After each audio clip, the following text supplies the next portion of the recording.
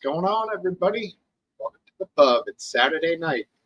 I hope you all are doing well, and I hope you all had a good week. Thanks for being here. Last Dance, RW, John, Nicholson. Welcome, everybody. Appears there's a little bit of action going on in the Middle East today, so I'll be periodically checking on a few webcams that I'm monitoring over there right now. Doesn't look like there's any smoke and or flames going on here, but definitely going to keep an eye on that for sure. Interesting times indeed. You know, this attack or retaliatory attack against Israel coming directly from Iran, certainly unusual. But yeah, whatever. Just, the war is televised again. Cup of tea. How are you, man?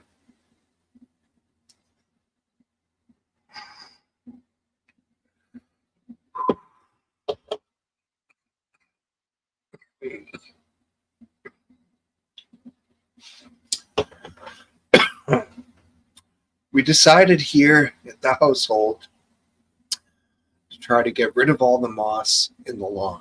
Moss, no bueno. So I rented a tool today called a power rake, also known as a dethatcher or a lawn scarifier. And it was worth it, I'll tell you. It's a great tool because raking the stuff out by hand, it's a nightmare. It was horrible. So $75 well spent for the rental for about 2 hours of use. But in the process, I also took up a ton of grass, which is fine. You got to kind of tear things apart before you can put them back together again. So yeah, the battle against the moss. Hopefully this works. I think it will. I killed the moss, of course, over the last few weeks. So it was just removing it from the lawn.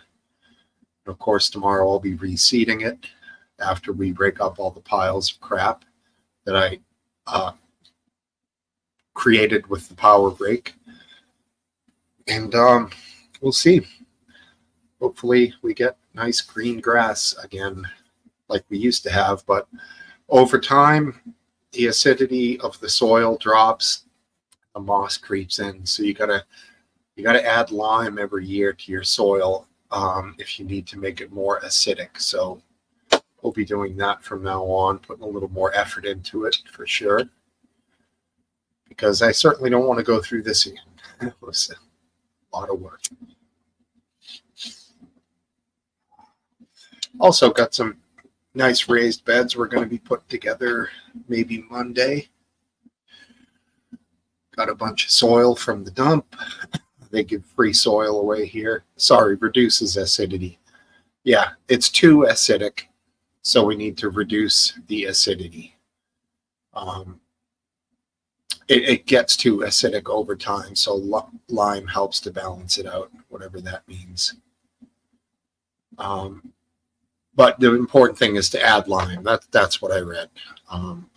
My facts about what it does may have been off, but that's the key to keeping the moss at bay. So we shall see.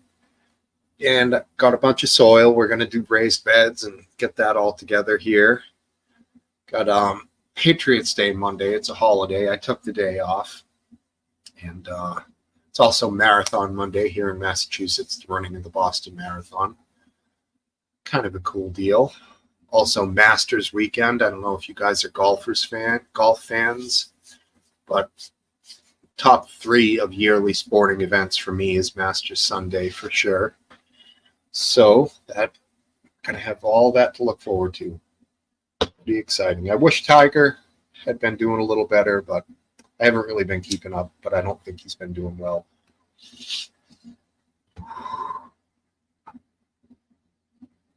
Yeah, well, cup of tea, they cost a lot of money here because those people or whomever they may be work for landscaping companies. They charge an arm and a leg nowadays. Usually around, $60 to $80 an hour labor per guy. So thanks, man. Appreciate that. Yeah, they're probably top 5 bands for me, Slayer. Not exactly easy listening, so it's not like I'm always playing Slayer. Well, not too many people I know are Slayer fans that would be down with hearing some Slayer. And you go to a barbecue or a pool party, not going to be the guy to put Slayer on, but I do love Slayer. They're so good. Great performance they did years ago on the Arsenio Hall show. Absolutely awesome. And I think they just did their last tour. I sadly never got to see them. Fortunately. I would love to have. What are you going to do? I don't really do live shows anymore. Too far away. Don't drink and drive. It's just pain in the ass. So those days are over. I think that happens to a lot of people when they get older. You think, oh, cool, this old classic band's coming to town, and it's such a pain in the ass to go and figure out transportation and parking, getting home, policing yourself from drinking too much, which I'm fine with, but I'd rather just not go and drink at home and listen to the music on with my headphones. We'll see. Maybe I'll change someday, but that's my mindset these days. One of the last shows I went to was Tool. Tool put on a great show. But getting out of Boston was just a nightmare. It's not worth it. That was one of the last ones I did. So, whatever. Long live live music, though. It is good. And I know there's still a big live music scene going on out there. It still exists. You know who just released some new material? Porno for Pyros, featuring Perry Farrell on vocals of Jane's Addiction fame, obviously. And the new song I heard was called Aqua, and it is a good song. It sounds damn good. So check that out if you're looking for some new rock and roll. And let me know what you think. Get some herb going here. Feeling a little sore. A little beat up.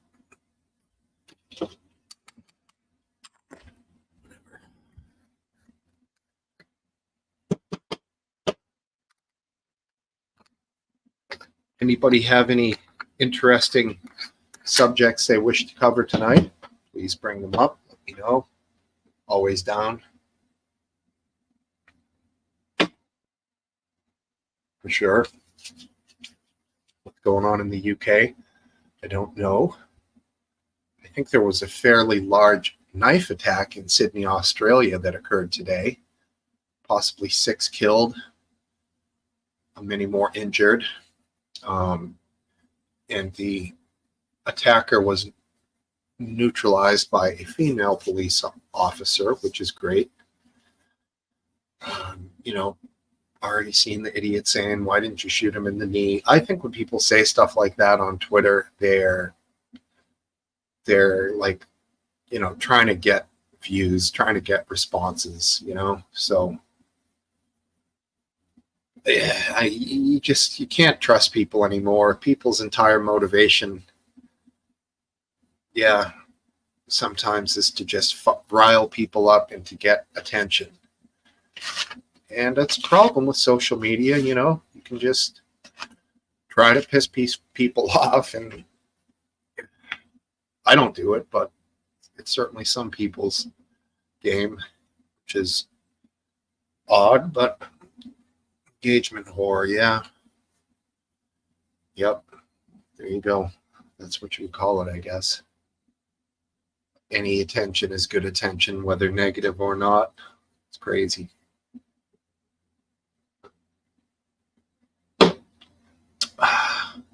Need one of those construction hats with 2 beers on and the straws. Shit. Chip copped it well. She did, man. Totally.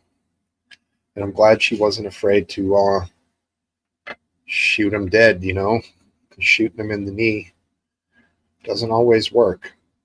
As Mythbusters covered some years ago, inside of 20 feet, a knife wielding subject can pretty much cover that distance.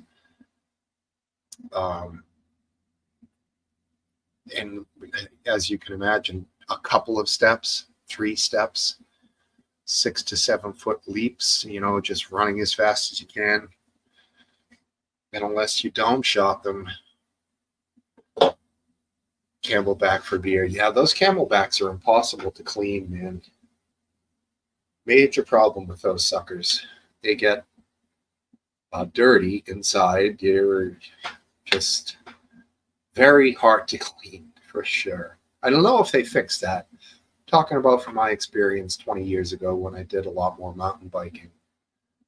That's why I ended up sticking with the bottle on the bike.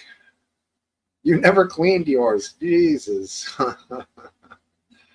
Well, I suppose vodka is not going to promote much growth, so you should be okay. But yeah, they're handy. Just always got freaked out by the potential for, you know, some life blooming in there. Moist, dark environment.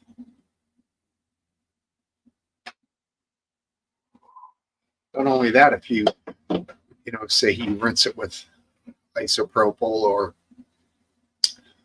even methanol, you know, like Everclear or whatever high potency booze, you can kill it all, but you can't flush them out very well,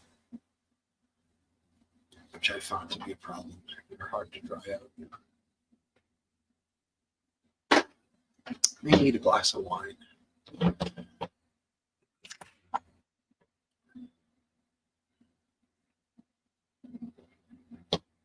Might be a slow night tonight. I'm feeling that vibe. I feel like I do Friday nights and I do Saturday nights.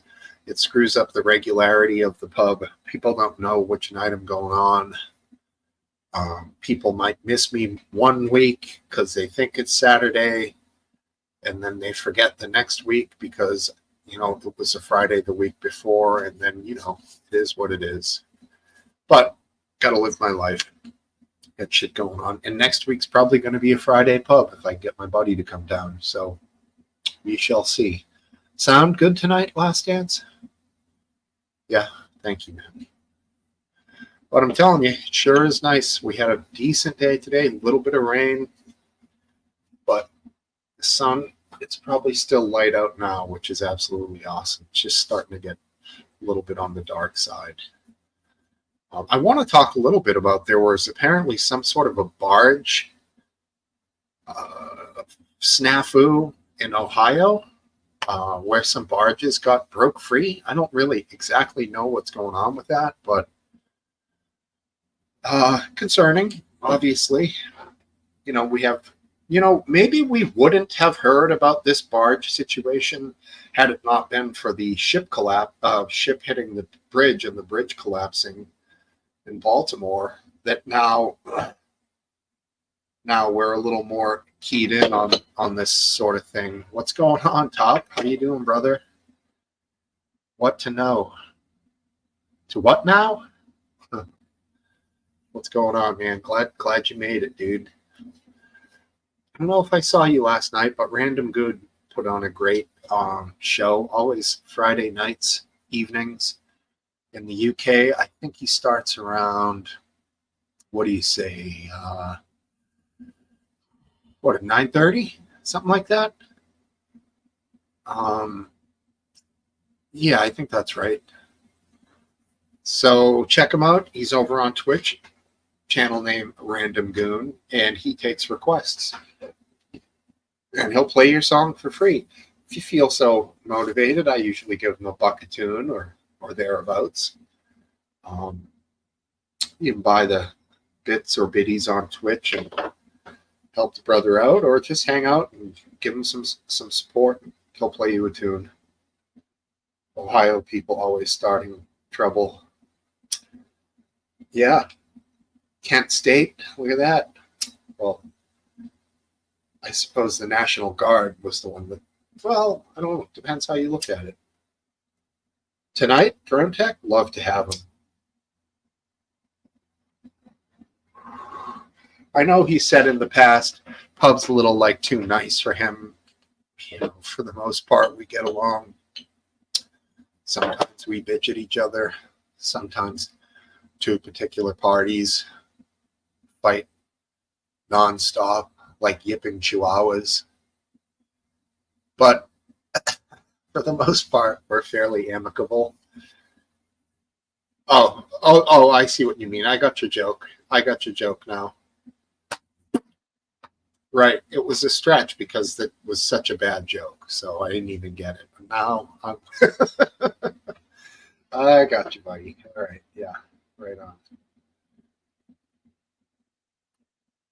Ohio River. Yeah. There you go.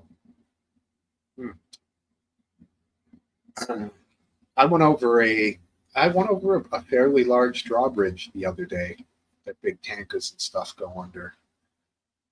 And when you go over it, it's drawbridge, so it goes up like that when the big ships go by. You go under what appear to be these hanging counterweights, which are right above your head.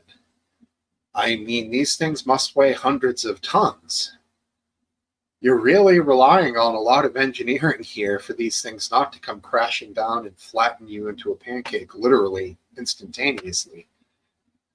It's a little unnerving. I guess that's just how they got to make those things that way, apparently. But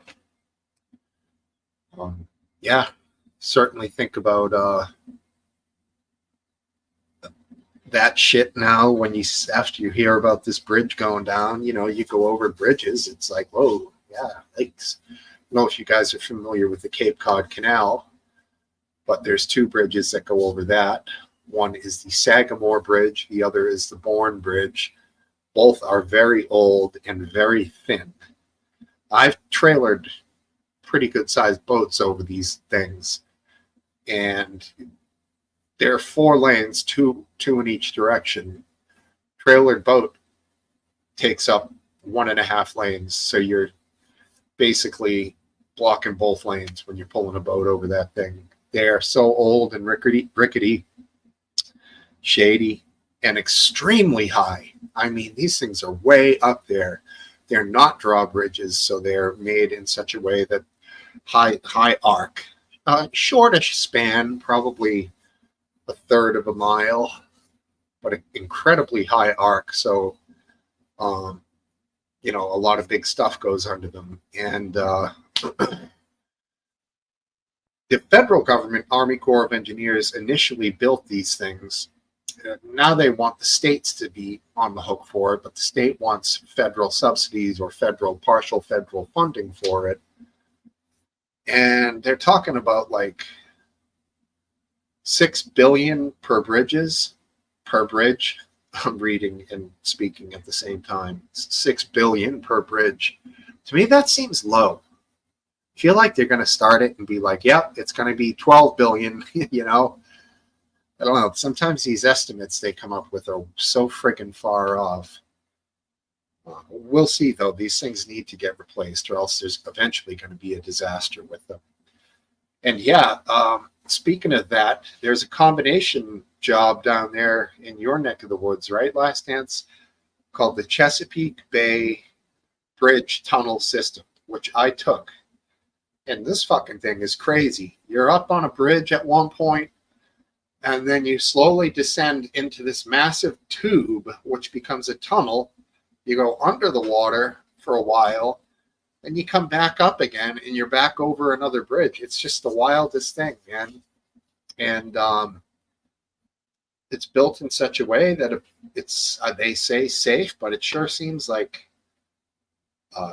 it's freaky. You know, you're under there, you're under the water, and then it's this tube that sort of goes into the ocean with a road on it. Yeah, I think I took it. Yeah, I took it when me and my bro drove a U-Haul from Florida up to Massachusetts years ago, and I was, really. I think it's called the Chesapeake Bay Bridge Tunnel System. I wanted to go to Cape May, New Jersey, and we decided to take this thing. It was wild.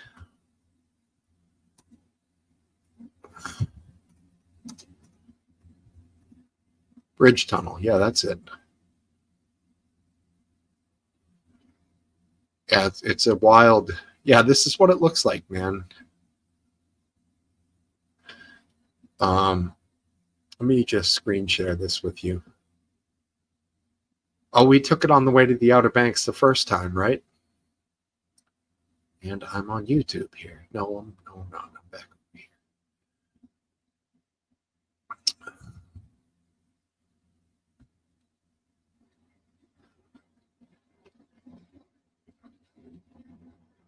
Right. So here comes the bridge here, and there it goes down into a tunnel under the ocean. It's pretty wild. Skankska, USA.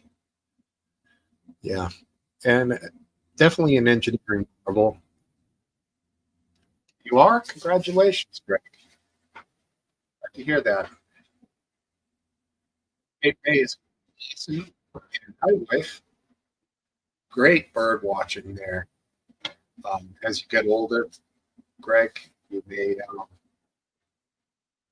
want to take note of the birds around you, because why the hell not? There we go. Yeah, cool place. Outer Banks also a cool place, but such a pain in the ass to get to. Okay, right on.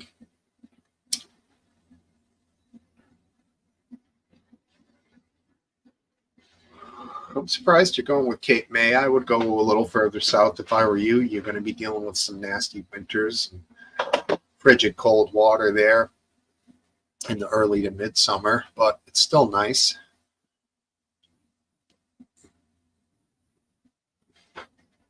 Congratulations. Oh, sorry, I'm hearing my headphones.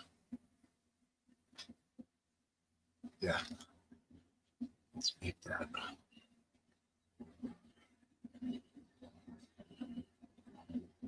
Any explosions yet? I don't know. Do you think I can screen share live stuff from Israel? Or will I could get a copyright strike? Would they shut the stream down? I don't see anything. There's no smoke, so I don't know. Are they intercepting all of these things? Is there not going to be one explosion? Not that I want one, but I'm not going to monitor the thing if nothing's going to happen. Any action, Last Dance? You seeing anything? Nothing. Yeah, it looks windy over there. Breezy. I tell you, that Tel Aviv, I never realized how big of a city it is now that I've never seen a panned, like a back, not panned back, but long distance, wide angle view of it. And wow, really quite a metropolis.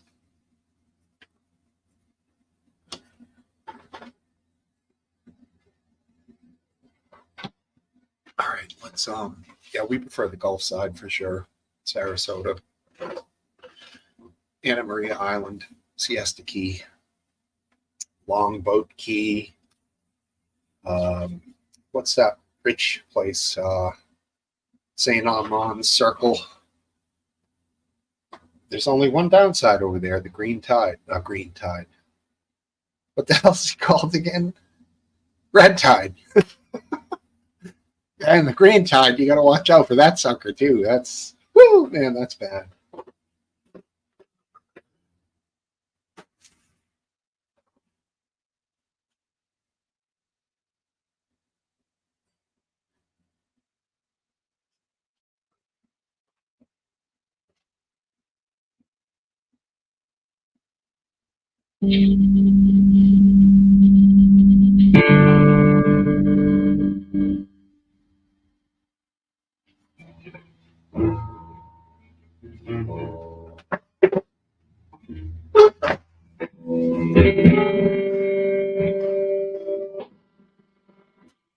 Sorry. Microphone check.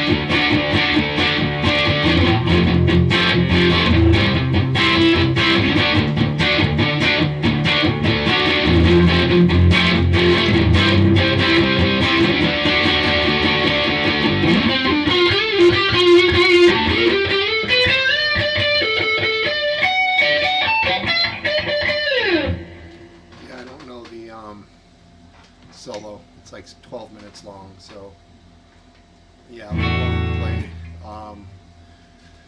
Yeah, let me look that one up. Last Dance.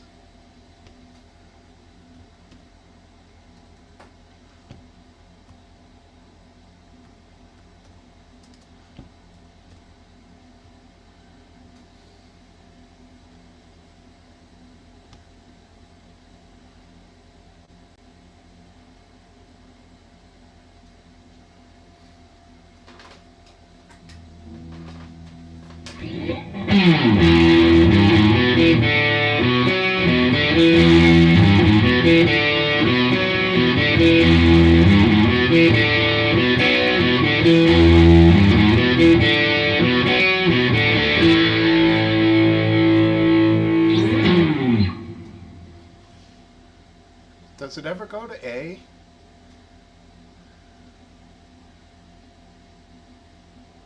Yeah, it does. Yeah,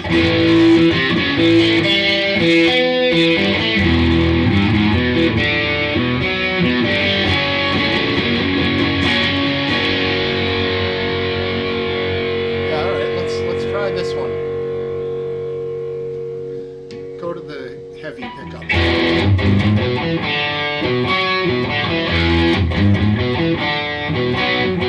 Got a good reason, taking me on out. Got a good reason, taking me easy way out. She said, "Hey, trip up, one way to get down." Took me some to find out what I found.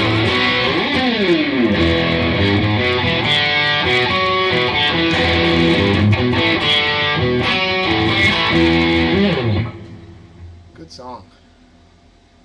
Can't forget that one. Angel of Death. Yeah, I mean, it's one of the greatest songs ever.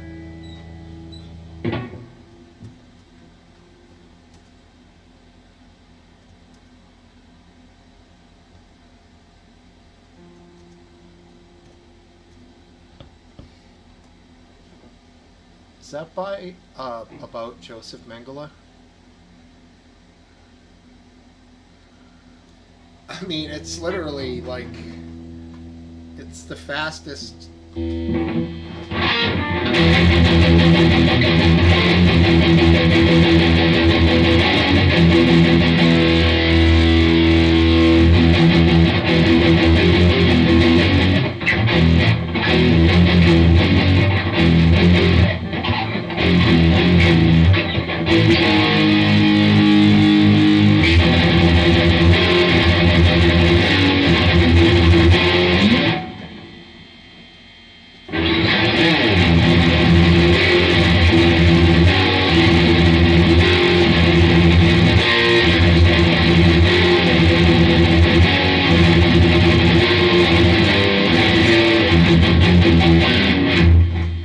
Yeah, I mean, it doesn't really work. It doesn't really work. I could play it acoustic, like in this setting, but one more song.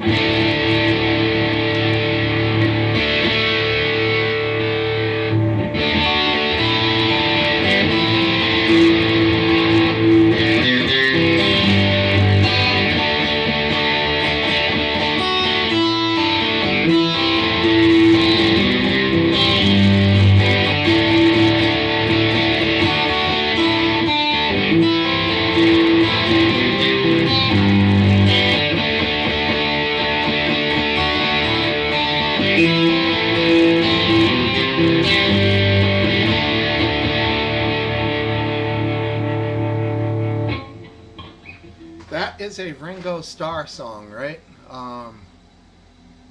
Isn't it? What's the name of that one, Last Dance? Do you remember? It Don't Come Easy, that's it.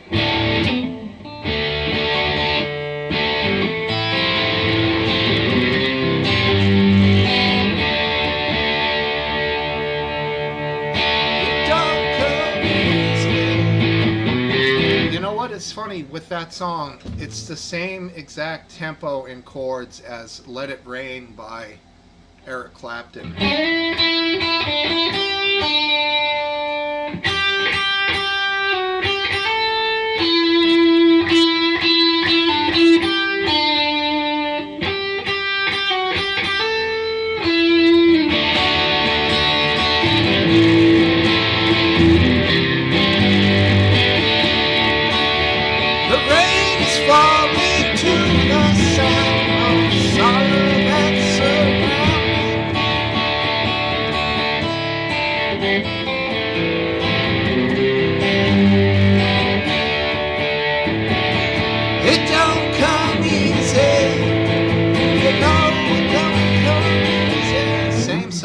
Literally, you can interchange the friggin' chords, they're exactly the same.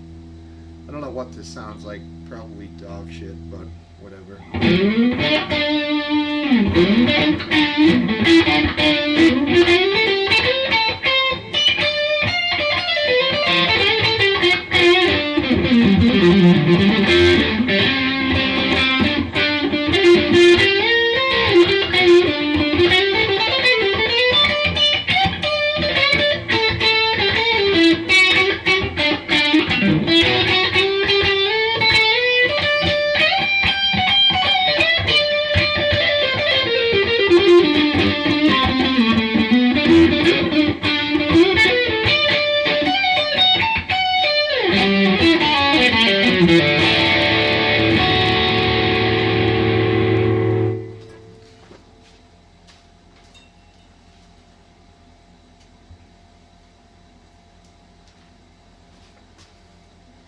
Yes, and they do both rock. Great songs. And I wonder, I'm going to ask you a question right now, Last Dance. Getting you on here. And going to fix the sound first. And watch as the AI makes my fans disappear. Just like that. What's going on, man? How you doing? All right. Thank you very much for the fantastic concert. No problem. Have you ever noticed in your listening that those two songs have the same exact chords? Like they're No, not interchangeable. not until you mentioned it. And then I it's mean, like, yeah, that's the same song. I wonder if Eric Clapton, gave permission to Ringo Starr to basically copy the song.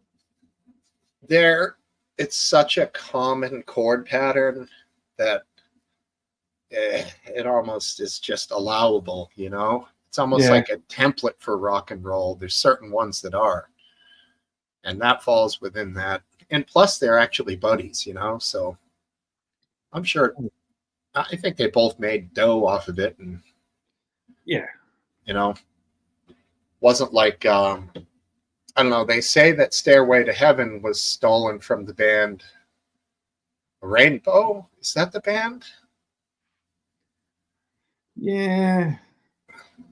Yeah, and then and they say that My Sweet Lord was stolen from I can't remember the name of the band. Something with an S. Spirit, maybe it was the band. Spirit. Yeah, Spirit. Right. Spirit might be the one with Stairway to Heaven as well. I mean, they decided recently that that song by Blurred Lines by Robin something or other Thicke, Robin Thicke, I think, like Alan Thicke's son, Mm-hmm. was plagiarism from, was it Al Green or Marvin Gaye? It was Marvin Gaye. Oh, you're getting down there. Yeah. Still got a couple pubs left worth in there though. Yeah. And I think he now gets royalties from it, and I think he got like 5 or 10 million for that. Yeah, it's gonna happen for sure. It's whether or not it's intentional, you know. I don't know. I could never believe that George Harrison could steal music from anybody, especially that song, because it was sort of in the middle of all his other, songwriting. It's not like he was in the middle of writing songs, and said, "I'll steal just this one song, and then I'll write all these others myself." It's not believable. But there's the similarities are enough to get the to get the judge to rule against him. So he got ruled against for plagiarism and had to pay copyright violation. Yeah, copyright. Yeah, interesting. He had to pay. Well, he didn't like it. Yeah, none of those Beatles were all notoriously cheap because they were somewhat poor when they started. You know. Yeah. Even like recently, I've heard Paul McCartney talking. He's only got a couple basses. Well, because basses are expensive. The ones that I use, he's not. There's guys with a lot less money with rooms full of guitars because But You know, I he's mean, you kind of develop your habits young in life, and it's hard to break them, no Mhm. matter how much you get. I don't know about Jeff Bezos. He seems to have not be suffering from cheapness. Correct. And did you hear the rumors now about him and his new lady? No. People are saying that she looks like she might have a little bit of, like you were just touching, a little bit of an Adam's apple there. She might she might be a man. I don't know. That I mean, who knows anymore, right? I can never be 100% sure Right. anymore, but I'm gonna say no. I mean, Exactly. the woman looks like she's had more than her fair share of plastic surgery. Yeah, she's definitely got some distortion going on there on the Right. facial proportions. And a little further down too. There seems to have Hmm. been some inflation Sure. happening at the chest level. Hmm. It is strange. A guy like that, maybe he just likes her for who she is, and that stuff is irrelevant. I doubt it though. But Yeah. I don't know. He's got so much dough, it's insane. In my mind, I don't like him because he owns the Washington Post, and he hasn't used his position to turn it into a straight news, nonpartisan, trustworthy newspaper. He's just left it alone, Hmm. and I think to me that's missing an opportunity to do some good in the world. Yeah, and that's a fairly like obviously it's named Washington Post, but I would call that like a national rags. People Yes, get it all over the country. People, and more so, read the articles online. If you don't get the paper itself I mean delivered. at least in the U.S., the New York Times is sort of has the best reputation for good reasons, and then number two is the Washington Post, Hmm. and everything else is number three is way down, Right. and I don't even know what number three would be. They're all about the same from there. What? What's the other one from Washington The Washington Times. Times? Okay. Yeah, I mean, same sort of a thing on a lot of a smaller scale. The Boston Globe, John Henry, the owner of Fenway Sports Group. That would be Um, number three. you think the Globe is number three?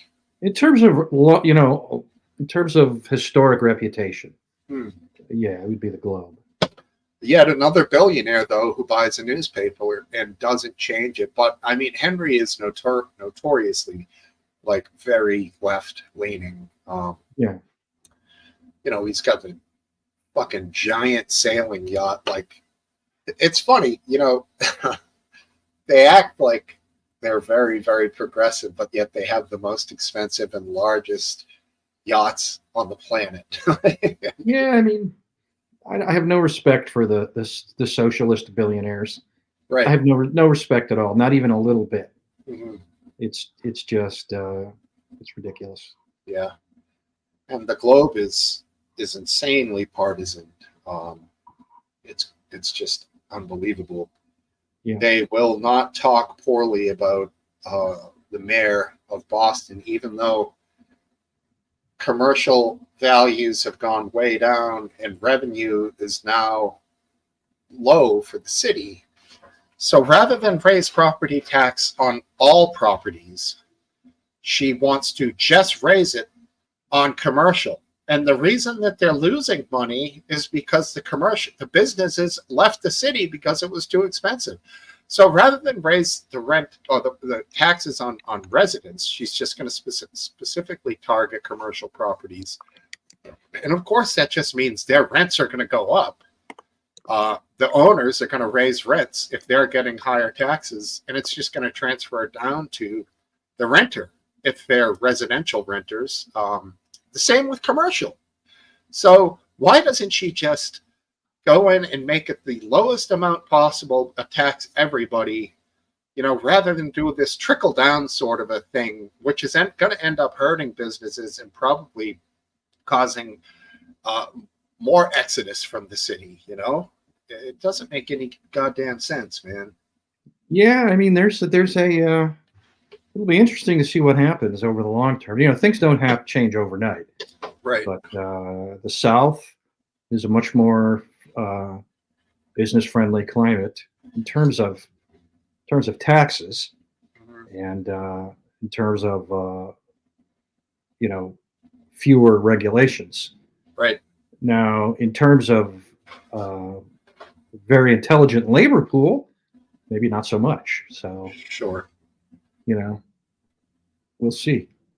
Yeah, I don't know. I don't know that the labor pool's that great up here. Seems like they all just sit around in their apartment in their pajamas all day and check in on the fucking computer like 3 times, and that's their work day. You know, I mean, Well, I mean, you know, you got Harvard and, you know, MIT and just about, you know, you got about 100 universities churning out geniuses. So you'd think Boston would be tops sure.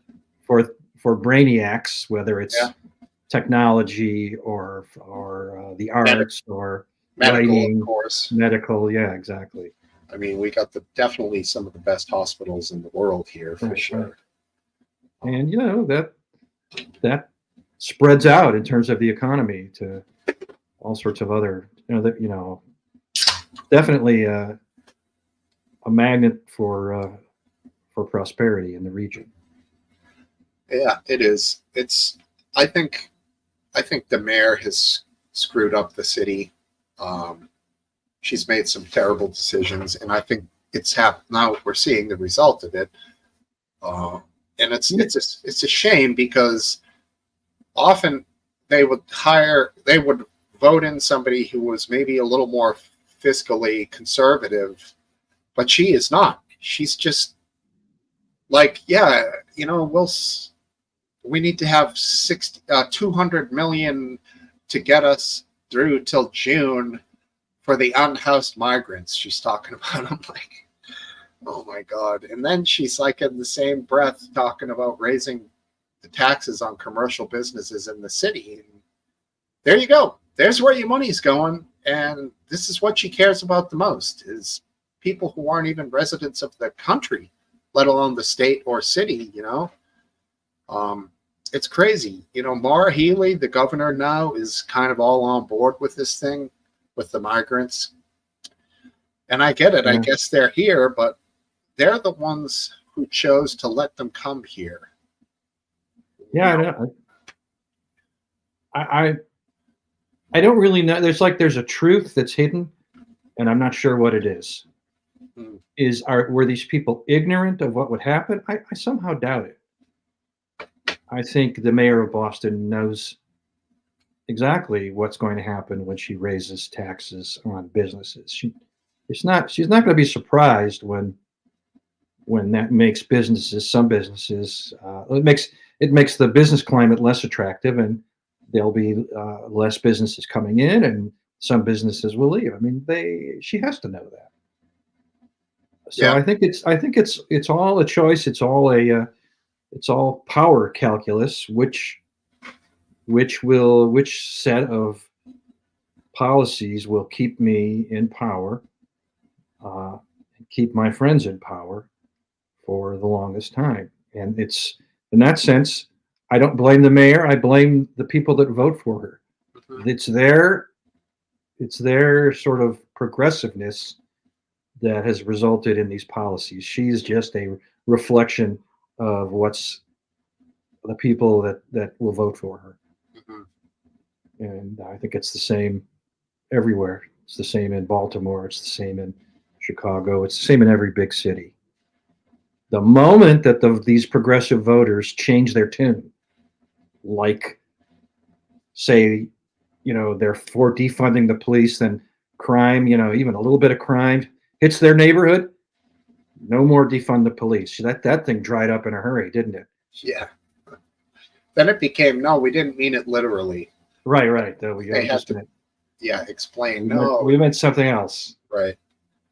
And the something else, what they were trying to push, some parts of it I thought were logical. Maybe there is a case for having some sort of a, I don't know if you're going to get a psychologist, someone with that level, but some sort of a social worker with a heavy psychology background that could help police in certain situations to de-escalate things. But again, you don't want to put some person there that's going to end up getting killed trying to deal with some. Yeah, I think that's what there are times, a lot of times, I watch all these police activity videos, and like you get a heavy dose of mentally ill people who end up getting killed by the police. And yeah, you think, isn't there another way that this doesn't have to end up that way? But everybody knows, both the social workers and the police, that if you put a social worker in there, Right. some of the, it might work out better, but you're going to lose. You're going to get some social workers killed. Right. More than one. Right. And then they'll just refuse to do it. Nobody's a social worker who's going to be, their job is going to be like going to a war zone, right? Right. I don't get paid for that. Yeah, they have them on the books, and most of the towns in Massachusetts have one or two full timers, and they're clamoring for more because they say, I mean, it's got to be a case to case situation that, the vast majority of calls result in no violence with or without a social worker. Yes. But I guess the police are not really trained in that at all, or very little. Yeah, I mean, the police are there to make whatever problem is there go away so they can leave. Right. And these are people who are trained in violence, right? That's what their training is. They carry guns. Mm-hmm. And if they're presented with someone who's got a knife or a big stick or a fake gun, they're trained to protect. And that means they're not going to wait for you to shoot them or throw the knife or stab them. They're going to be proactive in defending themselves and the people around them. Mm-hmm. So they're going to use their guns, and they're going to be, when they shoot somebody, they shoot to kill. So you're going to have a lot of people getting shot to death. That maybe there's another way to do it, but the police aren't going to take a chance and see how that works out. Yeah, a center mass is the easiest thing to hit. A leg is only, right, this wide. And there's a lot of dead, you're dead if you get shot in the ephemeral artery unless you have extremely fast in the leg. The leg's not necessarily, it's just the leg, it's bad. Although the cops now, they carry, they carry these tourniquets that are, they're pretty good. They work. So, I don't know. But what was I? I've seen the taser. It seems to work sometimes, but it doesn't work a lot of the time. Surprising amount of time, the taser just doesn't work. I know. Even when it's a direct hit, it just doesn't incapacitate someone. And the other day, I saw a video where they had the beanbag gun. Mm-hmm. And the guy they shot with the beanbag gun, I guess his shirt came up, and the beanbag penetrated him and killed him. Yeah, it penetrated his thoracic cavity. I saw that. Right. And it made a pretty goddamn good hole. It made a good hole. Yeah, I've seen them test these on all the gun tubers do stuff with these. And when they shoot ballistic dummies with some of these things, they're like, damn, that thing made a huge hole here, and they're less than lethal, but they're not non-lethal. That was the only time I've ever seen a beanbag round end a situation. Every other time, it's useless. Doesn't do shit. It just makes them angrier. Yeah, I've seen people yelling and going crazy when they get shot with those things. And the same thing with those pepper balls, the 40 millimeter, I guess, whatever they call them. 40 Mike. No, pepper balls are the size of paintballs. Yeah. And then the 40 Mike is a big thing, big chunky thing. Well, maybe that's the beanbag. I don't know. But they'll fire those. I've never seen a pepper ball do anything but anger a suspect. Right. I've never seen them say, I'm, this isn't worth it. Come take me. They Right. just get angrier every time. This is true. The taser, most of the time, it gets stuck in clothing. Right. I've seen it hit people and have them get incapacitated. The second the charge stops, they pull the things out, or Right. they can get back up and continue fighting. Can a cop can't grab a person who's being tased? Will they get electrocuted themselves? They could, Right. they could. It's, sometimes they would, sometimes they wouldn't. It's too great a risk Sure. because if they become incapacitated and the guy they're tasing comes to, the guy who they're tasing can take their gun and kill them. Hmm. So it's, they always steer clear. If they're tasing someone in like a group, grope, they'll say taser, taser, and everyone will let go. And Right. they'll fire. Sure. And I've heard of a couple things happening there. One, if a suspect is in the act of wrestling and gets a taser, that is now a death sentence for them. Absolutely. That is considered, right. He now has access to a chain of events Correct. that will lead him, can take the cop's gun and kill him by Mhm. tasing the cop, incapacitating him, grabbing his gun and killing him. So Mhm. if you're the cop and someone's got a taser, you're terrified. It's your Right. life on the line. You are not going to avoid shooting that guy until he's incapacitated. I know I wouldn't. Exactly. You can't, your gun is gone once you're tased, It's the same thing with a knife or a metal bar or, Sure. what does it take? You're facing someone who's going to hit you potentially in the head with something heavy that could render you incapacitated, and then they have the jump on you. They can get your weapon. Mhm.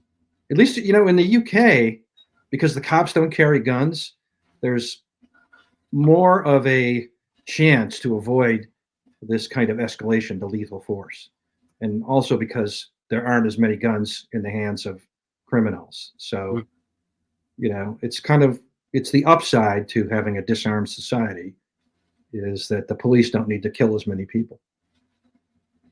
Yeah, I guess. I mean, that's a whole different thing. But there's another side to this. This is a little deeper, but have you heard about the people who have gotten pepper sprayed and then tased and the pepper spray catching fire? No. Yeah, I've heard about this sort of thing. If it contains like petroleum distillates or anything like that, they did some. Go ahead. I mean, even when you spray things, it gets kind of atomized, and lots of stuff, even like hairspray. You'll put the of course the match in front of it. Things can catch on fire when they might not be quite so flammable otherwise. But I don't know if that's the type of thing that's happening with pepper spray. I saw this a while ago on a gun tuber thing, and they tried it, and they actually got their dummies to catch fire. Only certain pepper sprays with certain ingredients. It was heavy pepper spray, then taser right after, and the things would ignite. There might have been a fatality with this. We got to look that up. I don't have time right now. Yeah, kind of hard to believe. I mean, more and more police in UK have firearms. Good. They should. Well, I think. I mean, the knife crime. Yeah. If knives are the big crime and you're trying to give your officers the most protection, you give them the next best thing. Pistol. Yeah. With lots of bullets, so they can just fucking kill these people. Yeah. You disagree? I don't want everybody to copy America. I like to see other countries do different things, and we'll all look at and see which one works the best, and we'll kind of figure things out. I mean, a lot of times I think a lot of these police shootings, I think the thing the police could do to de-escalate these situations is to turn around and retreat and back off to a safe distance and let some time pass. And but I think police are kind of, their mentality is to move in and move in, and to a certain extent they're often protecting other people in the background. It's Mhm. not like these knife guys are sitting in the desert somewhere with nobody around. They're Right. always in urban settings, and there's a house or an apartment complex or a park, and there's other people that the cops are also responsible for, that Sure. they can't just retreat and let the knife dude, hack up his mother or whoever else might be in the house or in Sure. the apartment. So, but even with that, I still think there's a mentality of move in and confront and force a situation to a resolution, that where maybe it could be just back off and The only let. situation I could think of what you're talking about would be if you were guaranteed that a person was in a house alone and the house was surrounded. I mean, I've seen even those people get shot to death. In fact, there's one case where a woman who was obviously kind of mentally unstable, she was shot through her window Hmm. in the house in which she was all alone. I do remember that. She was kind of on a porch or something, right? No, I Did don't they know. shoot through the door? No, Like, I think they were on the porch. okay, She was in the house. And it's not clear that they even had probable cause to effect an arrest or to enter the house. But they saw her with a knife, in her house with through the window, and they shot through the window, and I think they killed her. I recall that one wasn't long ago, maybe last year. I Yeah, think we right, talked about it here. right. Yeah, that's common in at least in the United States. They'll have a guy, they might have shot him 65 times and they'll still do Yeah, first aid. it's just it's procedure. They wait till the fire department or a paramedic comes to declare the person dead. And it looks good because there's cameras everywhere. Right. And yeah, it might not have any. Sometimes it helps, some often it doesn't, you know? Yeah, for some of these people, in fact, most of them, I wish they would just let them bleed out. And please don't say, God forbid, they actually survive, uh, because most of the people police shoot are very bad people who, you know, are a harm to their neighborhood, to society, to the country. Sure. They're a harm to everyone. Only their mothers love them. Everyone else, including their girlfriends and wives and uh, brothers and sisters, they all know them as being a bad news. Right. Yeah, it's all too common. We get all these shootings now. They're all completely visible. Um, Yeah, no, there's I'd some. say it's a revolution, the body cam, and it's making things better. Do you like that they've released it all to the public now? I do. I Think, think it makes police uh, better. I think they're more likely to obey the rights of people because they're being recorded, and I think and the good thing is that it lets people know that all the claims of police brutality were mostly bullshit from the start, because they could see what's happening. Uh, you know, they could see it now. sure, of course. They could see the guy yelling, I can't breathe," when he can breathe just fine. Right. Very true. Yeah, I mean, are you talking about the original one with that was George Floyd, right? I don't know if that was the original, but yeah, that was one. And maybe he couldn't breathe. That's the problem with saying you can't breathe every time the police attack you, Mhm. is that no one, including the police, are ever going to believe you That's when right. it turns out that you really can't breathe. Hmm. Since that's what happens every time the police, turn somebody over to cuff them, Naturally, the police will never believe you when you say you can't Right. breathe. It's the boy who cried wolf, but on a massive scale. Right. Um, yeah, it's impossible to say. And that subject of George Floyd is it's impossible to talk about with people. In this day and age, everything is political, of course. Right.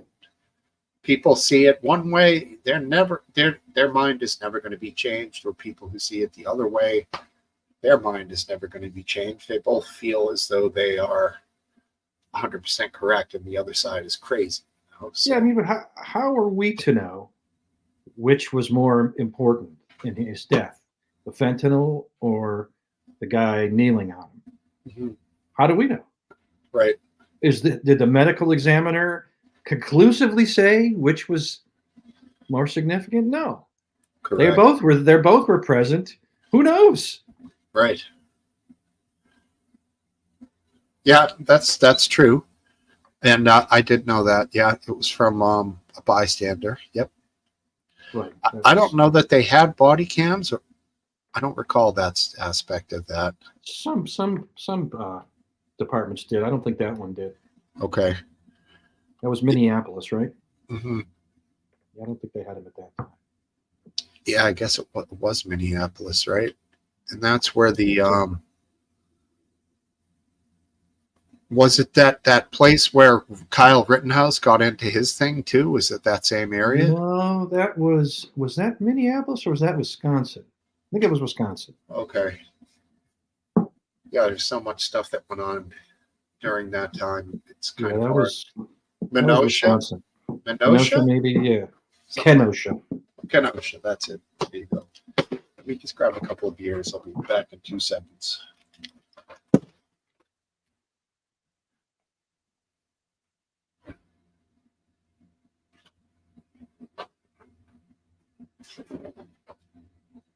Flamethrowers, John Grammaticus. That might not be a bad idea. What was that? Oh, John Grammaticus says armed social workers with Elon's Tesla flamethrowers.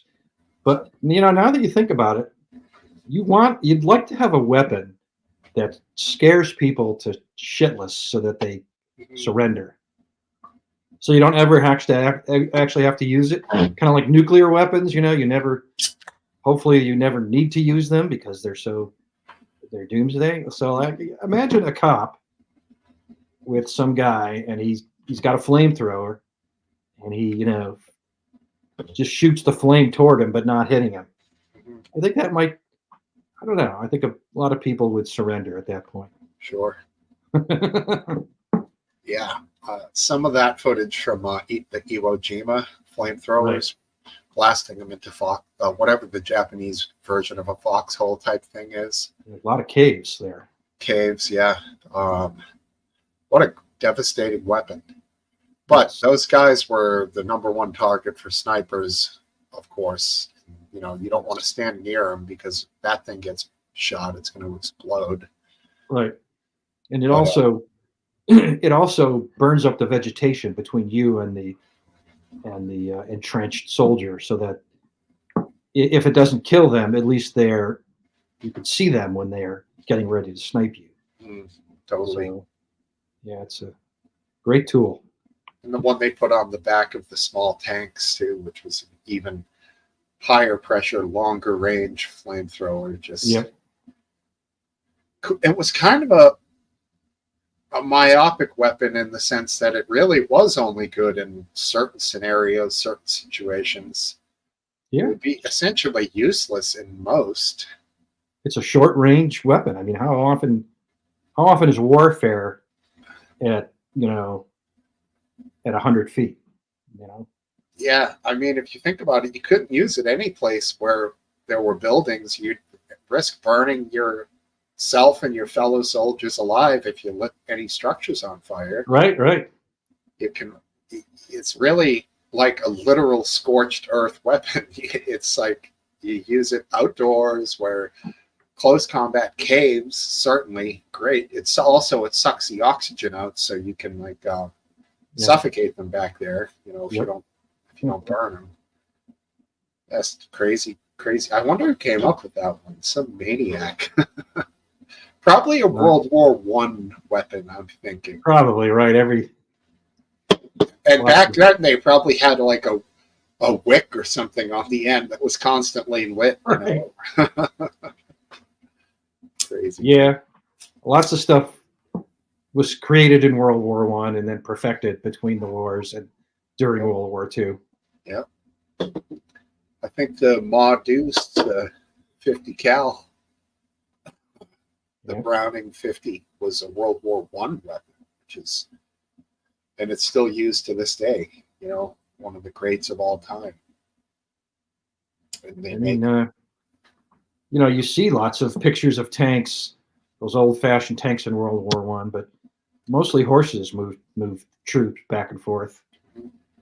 And even in World War Two, horses were very important no kidding, huh? on the Russian German front. Sure. I mean, you're talking mass troop movements, and there just weren't enough armored armored vehicles to move them all. So Mhm. horses move them, and tanks hopefully were in the front, providing cover and whatnot. Sure. I've heard the Russians, they had it tough when they were for World War II. It was kind of basically getting close to winter time, right? Mm-hmm. And let's just say they ended up eating quite a lot of horse. Yeah, yeah. I mean that's not tough, and as RW says, that's a benefit. That's not Oh, a there you go. Yeah. Yeah, your big ass horse, all those huge muscles. It's definitely a lot of protein on there. What an animal, too. It can turn like grass and hay and grains into 1,000 pounds of muscle. Really, it's yep. just a trip, you know?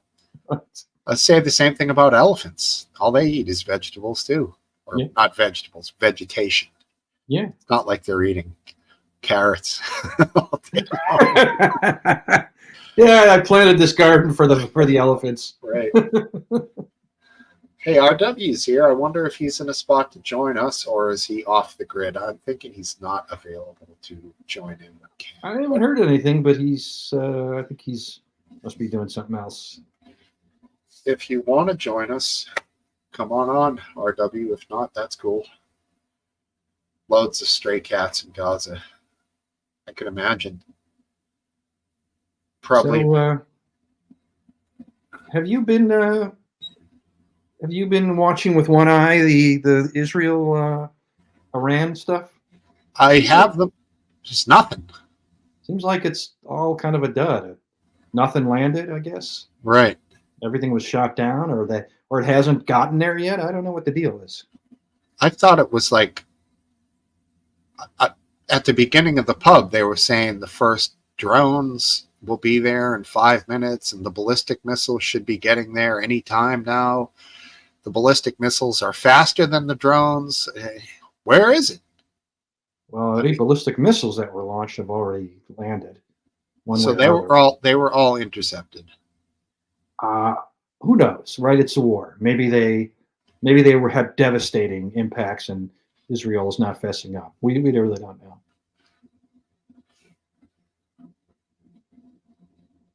Okay, Israel's home front command. There is no longer any need to stay near protected areas throughout the country. My opinion on these type of things with Iran is that I suspect they're all coordinated and choreographed Okay. because Iran has to save face, but they don't necessarily want to uh, have things spiral out of control. This is Iran. Mhm. And usually the other side would rather not have things spiral out of control too. So because it's in both their interests, I can see the logic of um, a choreographed retaliation. Mhm.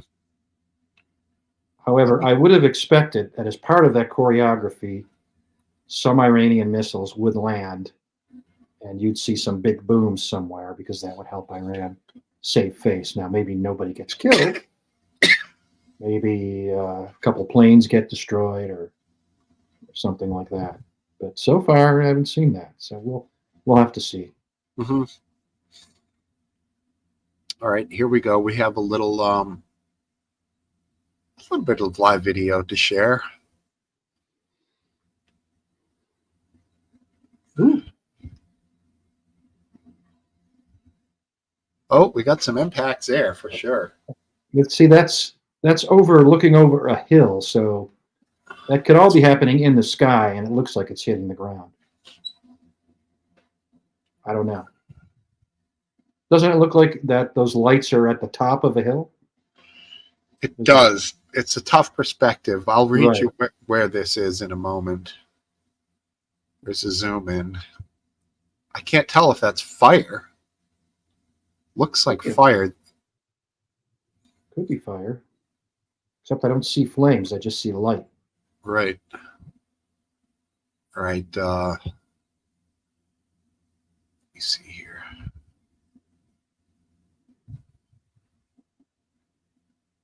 So this is Ramon Air Base in Negev being hit by numerous Iranian ballistic missiles. So something got through.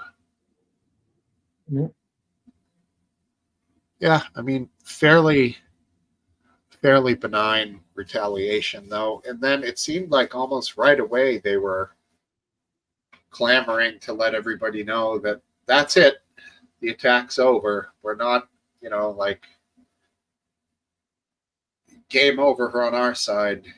Like they don't want to piss anyone off. They don't want the US to get involved. Yeah. So that kind of that's what I would expect if it were choreographed. Now that doesn't mean I'm right. I'm just guessing, but it seems like everybody, you know, Iran needs to save face, so something has to happen. But nobody wants this to escalate and this to go on and get worse and worse, including Iran. So, the sensible thing is to kind of have this response choreographed. So would you say that Israel was at fault for attacking the embassy in the first place?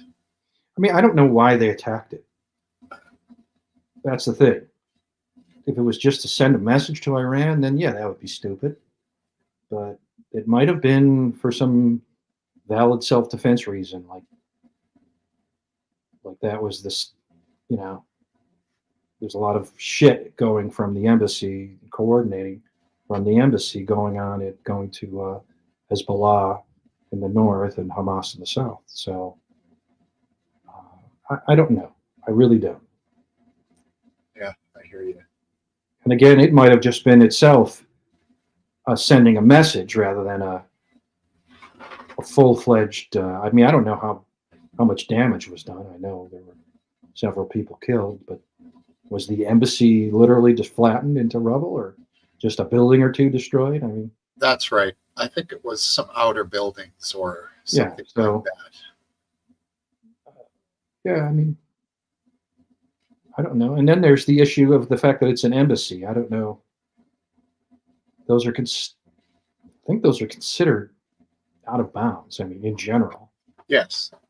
So, it's Iran, and I don't think anybody, this is a country that entered our embassy, kidnapped our embassy people, and held them hostage for a long, long time. So it's hard for me to feel like the Iranians' embassy boundaries should be respected, but it's probably a good idea not to attack embassies no matter where they are. Sure. I mean, it does look like it was a good amount of destruction at that embassy for sure. Yeah, heavy. Oops. Yeah, as I predicted. Hey, look, it's Sat's life, but not as we know it. Good to see you, bud. Good morning, inmates. Yes, we are. Let me just run and grab a. I just gotta run up there and grab something real quick. 2 seconds. Okay.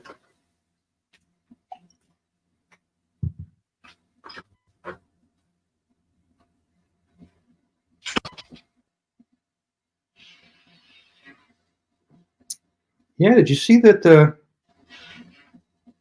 Where was this protest? I think it was in California, maybe. Uh, a woman went to testify before to speak before a city council meeting, and she kind of threatened them. She said something like, "We'll see you at your house, and we will murder you." You know, speaking at in the city council chambers as one of the citizens who came up to speak, and she was arrested and charged with 16 counts of making threats. I'm not sure if there's a concept of a true threat and a rhetorical non-true threat, and she might have she might be right on the line there. The rhetorical kind of threats, they're protected by the First Amendment here in the U.S., but true threats are not protected. This was kind of on the border. She was protesting the war, the plight of the Palestinians.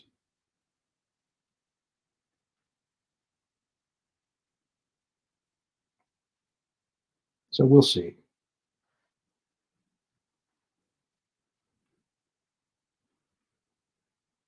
But of course, the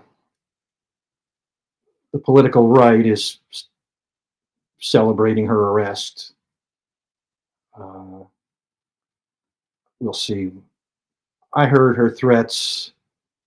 I did not consider them true threats myself. They were disgusting, of course, and I don't have any respect for this woman, but yeah, I thought it was metaphorical. I thought it was. I don't know. Who could? She was obviously upset, and who can know what's exactly going through her mind? It wasn't like this was a very well planned speech, but I don't know. It didn't seem like a true threat, but we'll see. I'm not an expert in First Amendment law or any kind of law, so. And we're back. What'd I miss? I was talking about this woman. Her last name was Patel, and God, I don't know the details. There was like a city council meeting, and they have Dr. McGillicuddy's menthol mint, huh? Liquor, huh? Doctor. They let citizens speak at these meetings. Say your piece, and this young woman, might have been a college student, basically kind of, ranted and raved about the genocide of the Palestinians, but she seemed to make death threats towards the council, and she was arrested on the spot. Because of course there are police officers in the council chambers, and they arrested her, and we'll see what happens. Where was this again? This was today or yesterday? In the UK? No, it was in the U.S. I think it was in California. Yikes! Yeah, that's not allowed. Death threats, no bueno. Yeah, I was saying I'm not sure they're true threats. I'm not sure they weren't. I'm really not sure. It was kind of definitely on the border between real threats and what, like hyperbole? Like, oh, and fuck that, I'll hyperbole. kill you, sort of thing. Had that kind of a thing, right? Uh, We'll she was saying, well, we'll see you at your house, and we will murder you. Sort of like when Justine Waters said, go to their homes, harass them at their places of work, talking about conservatives. I don't know if you remember that. No, I don't. Who's Justine Waters? I think it's that it's an activist senator or congressperson. Oh, Maxine Waters? Maxine Waters. That's okay. Yeah. I should have figured that out. It's okay. Go to their Yeah, homes, go to their, confront them in public, that I sort of thing she was I saying. think it was like that. Uh, I'm not sure how the law views it Right. because, I mean, you'd have to hear her yourself. In my Sure. mind, they weren't true threats. Um, but she was arrested, and she was, there's a video of her crying because she's been arrested on 16 counts of making threats. But and of course, the right wing is celebrating her arrest. But uh, I don't know. Yeah. Did you hear about this person, Justine, what's her name? Lynch? Oh, I'm No, sorry. I can't. Olivia Lynch. no. Olivia Lynch was walking home from a diner in Brooklyn when she saw a poster that, like, there were tons of them around. Um, it looks like a missing persons poster with the word kidnapped on it, and the faces were all of people taken by Hamas. Okay. Um, so they're like pro-Israeli or pro-Jewish posters, and Hmm. so she, I guess, maybe had a few drinks. She kind of went on a tear, literally, and tore a bunch of them down. Okay. And somebody filmed her doing it and put it on social media. And then the calls went out to identify this person. Uh, Oh, and they did. They doxed her. And she lost her job. She lost, a lot, like her reputation. And even the state of New York wouldn't give her unemployment because they said like her egregious behavior or whatever resulted in the loss of her job, and it wasn't like she was laid off. no kidding. That's Yeah, unacceptable. right. So she did that and then was doxxed for it, and essentially it ruined her life. Uh, Crazy, but Well, legal. yeah. That's I mean, I'm sure those posters weren't legally put up. I'm sure they were guerrilla posters on telephone poles or whatnot. exactly. So it's They're total not private property. right. She could tear them down, Hmm. and it's totally legal to have the opinion, any number of opinions that the result of which you might tear those posters down. So I don't see, you know, there might be consequences for that, but I don't see how the state can punish her for it by Yeah. denying her unemployment insurance. Mhm. That seems totally uh, unsupportable. Well, this is the thing. If you get fired for, I don't think you're supposed to get unemployment. I don't know how it works. I mean, what's the difference between getting fired and getting laid off? Well, getting laid off is like, say, you mow lawns and do landscaping, and then in the winter there's a lack of work, so they have to lay off a certain amount of employees, and the rest can do snow removal, say. So the ones who get laid off can collect because they are expected to come back to work. They're not going to get a new job, and their job is kind of being going to be available for them as soon as the work comes back. It happens in the construction industry all the time. Yeah. Um, and it has to do with the way that you're fired or laid off, like how that happens matters as to whether you can collect. So I think that maybe the way that she was fired, So I think the term is fired for cause as opposed to some other way, right, like laid exactly, off because of economic right. downturn. See, change of season, whatever it might be, happens in the service industry with hotels and stuff all the time. I mean, there are some states, I'm not sure if New York is one of them. I think California is, where you can't fire someone for their political activity. Hmm, It's against interesting. the state law. There is some sort of a protection in New York. I'm not exactly sure how it's worded, but I'm not. I would be skeptical that the state could deny her unemployment insurance because she was fired for exercising her First Amendment rights and for political activity associated with that. I mean, I did hear the story on NPR, and that is what they said. But it is NPR, as we know. Yeah. I tend to believe them in this particular situation. What did they say? That she filed the claim for unemployment benefits a week later, arguing that she had a right to express political opinion outside of the workplace. Mm-hmm. I considered it a small act of civil disobedience. It was nonviolent. It was nonviolent. I was taking down an inflammatory piece of propaganda, so she says. The New York State Department of Labor denied her claim, stating that she was held to a higher standard caring for children. Her job was some sort of an after-school program that focused around nature and teaching involving nature science, teaching kids after school. Sounds like a great job, you know? Yeah.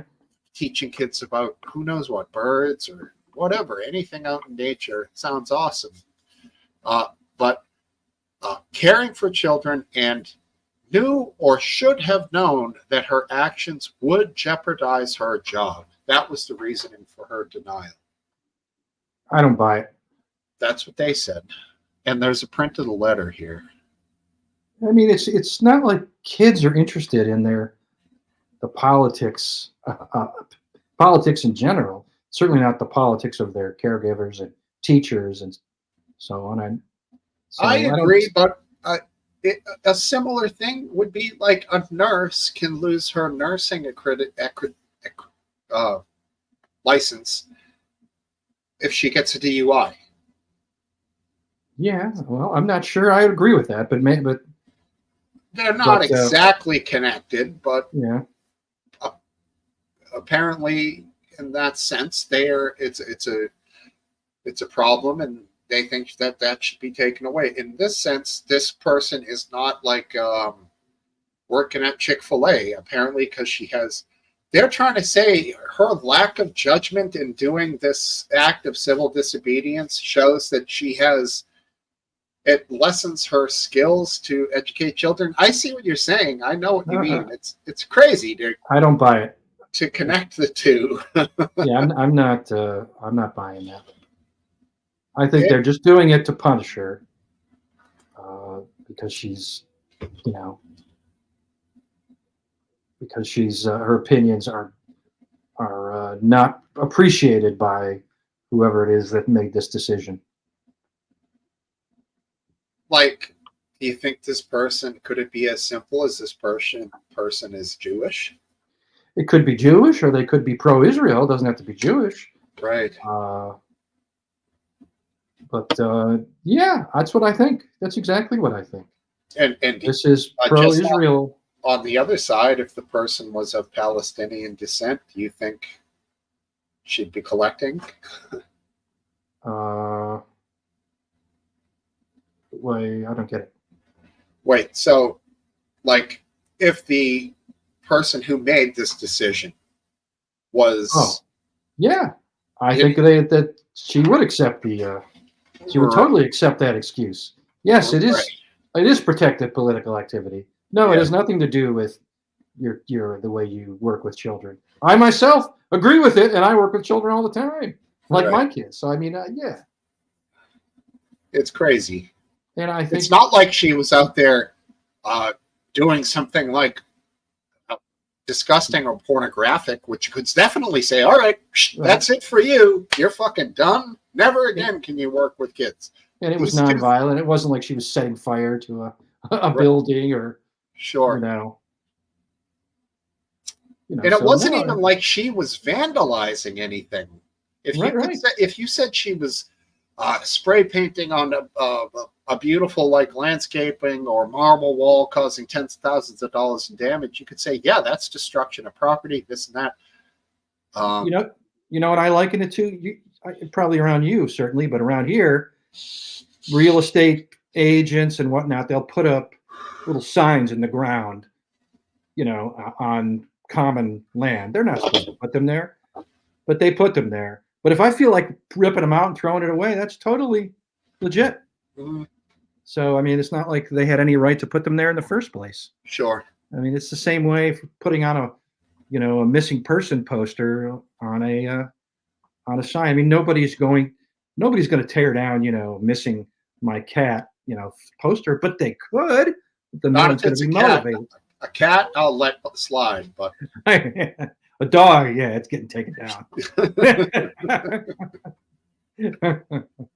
but yeah, it is crazy, and I couldn't believe it when I heard that story about her. It was on the morning show on NPR. I can't remember what it's called, but certain stories like that opened my eyes. Then, when I got to work on coffee break, I was looking it up, and I'm like, wow, yeah, holy shit, her life really was ruined.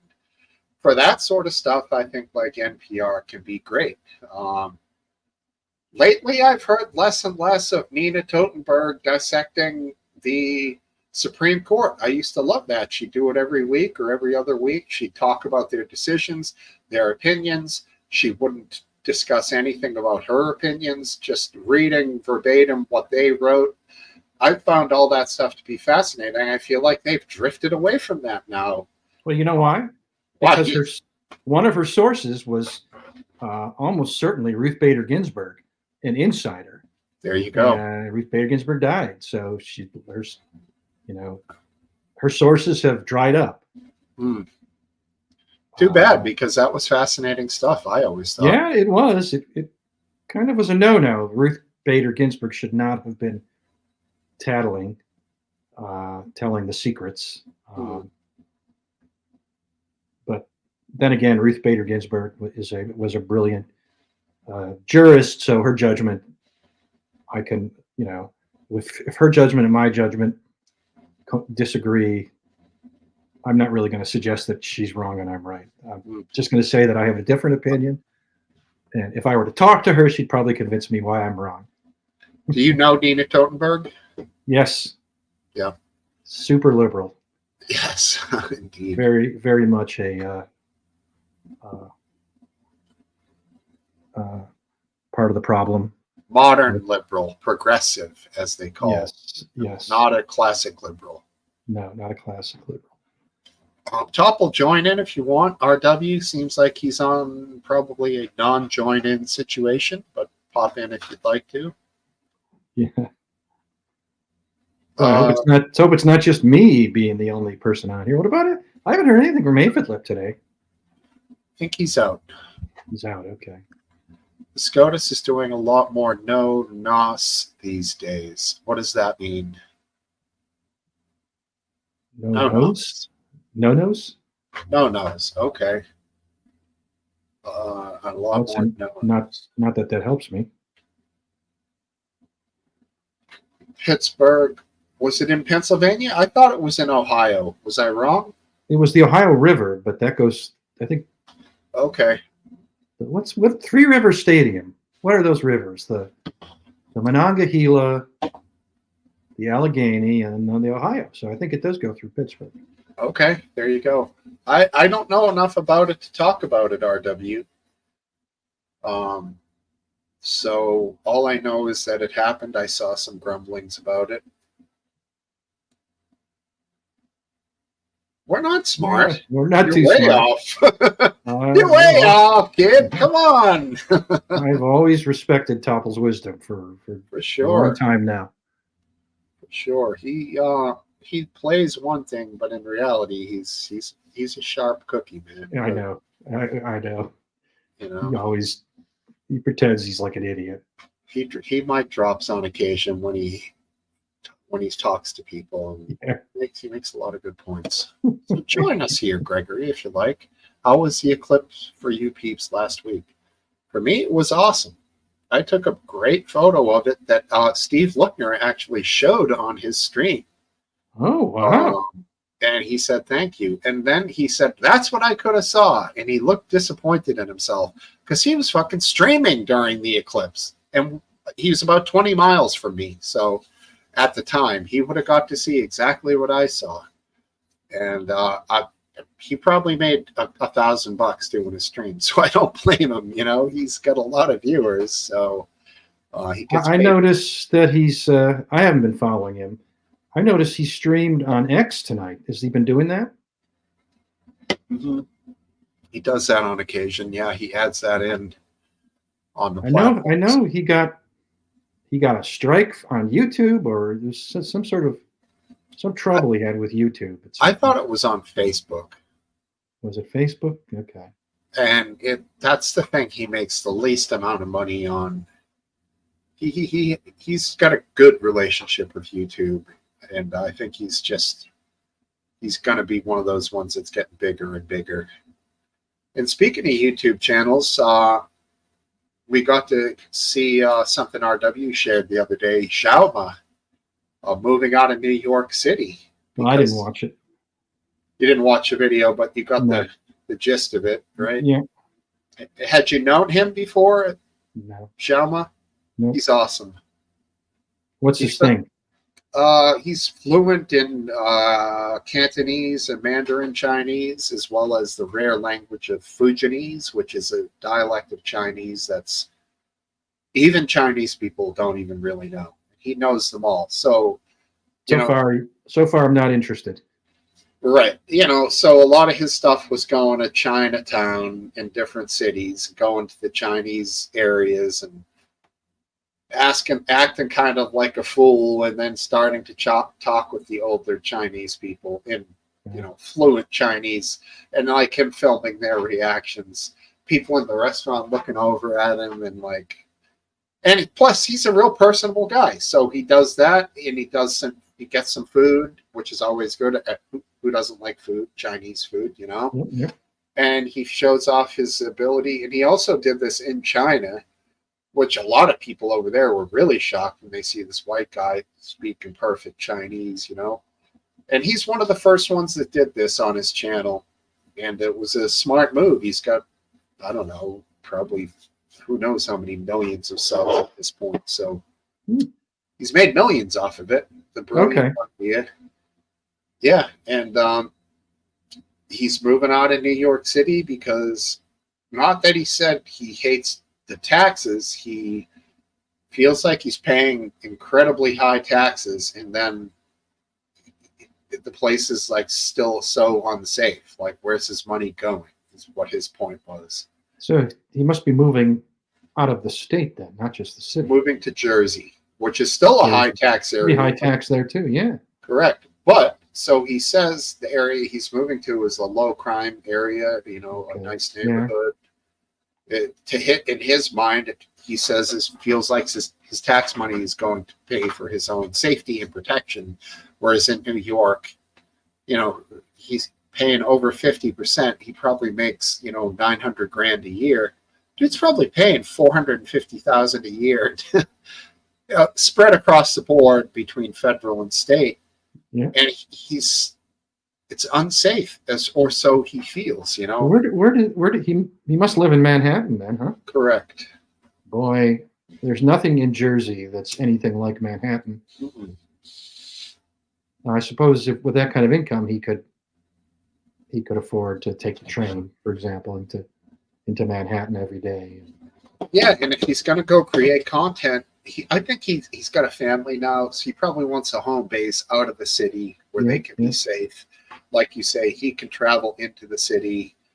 Who knows? When he does content creation, he might go stay overnight. Who knows? Yeah, exactly. Yeah. But it just goes to show that's the problem I was talking about earlier in Boston on a different level in New York. They had what was this thing with women just getting clocked in the face by guys randomly walking down the street? Was that Boston or New York? That was New York. New York, yeah. And then one side of it I heard was, that always happened. Like, that's what makes it okay? Or how many times a day? I mean, whenever you see a video, you tend to think it happens more often than it really does. So, I mean, how many women get punched in the face in New York City? 10 a year, in a population of 10 million. in the New York City metro area. Mm. I don't know. I mean, yeah, you're right. Well, even one is intolerable. But is it really a problem? Is it really a problem? I doubt it's really a problem. Well, according to Jama, that was part of it. Like he said, at least once a month, he's walking his kid baby in a stroller out to get some fresh air, and there'll be a crazy person on the sidewalk screaming and ranting and yelling, looking like they're flailing and punching in the air. He's got to cross the street to the other side, and he says that happens about once a month.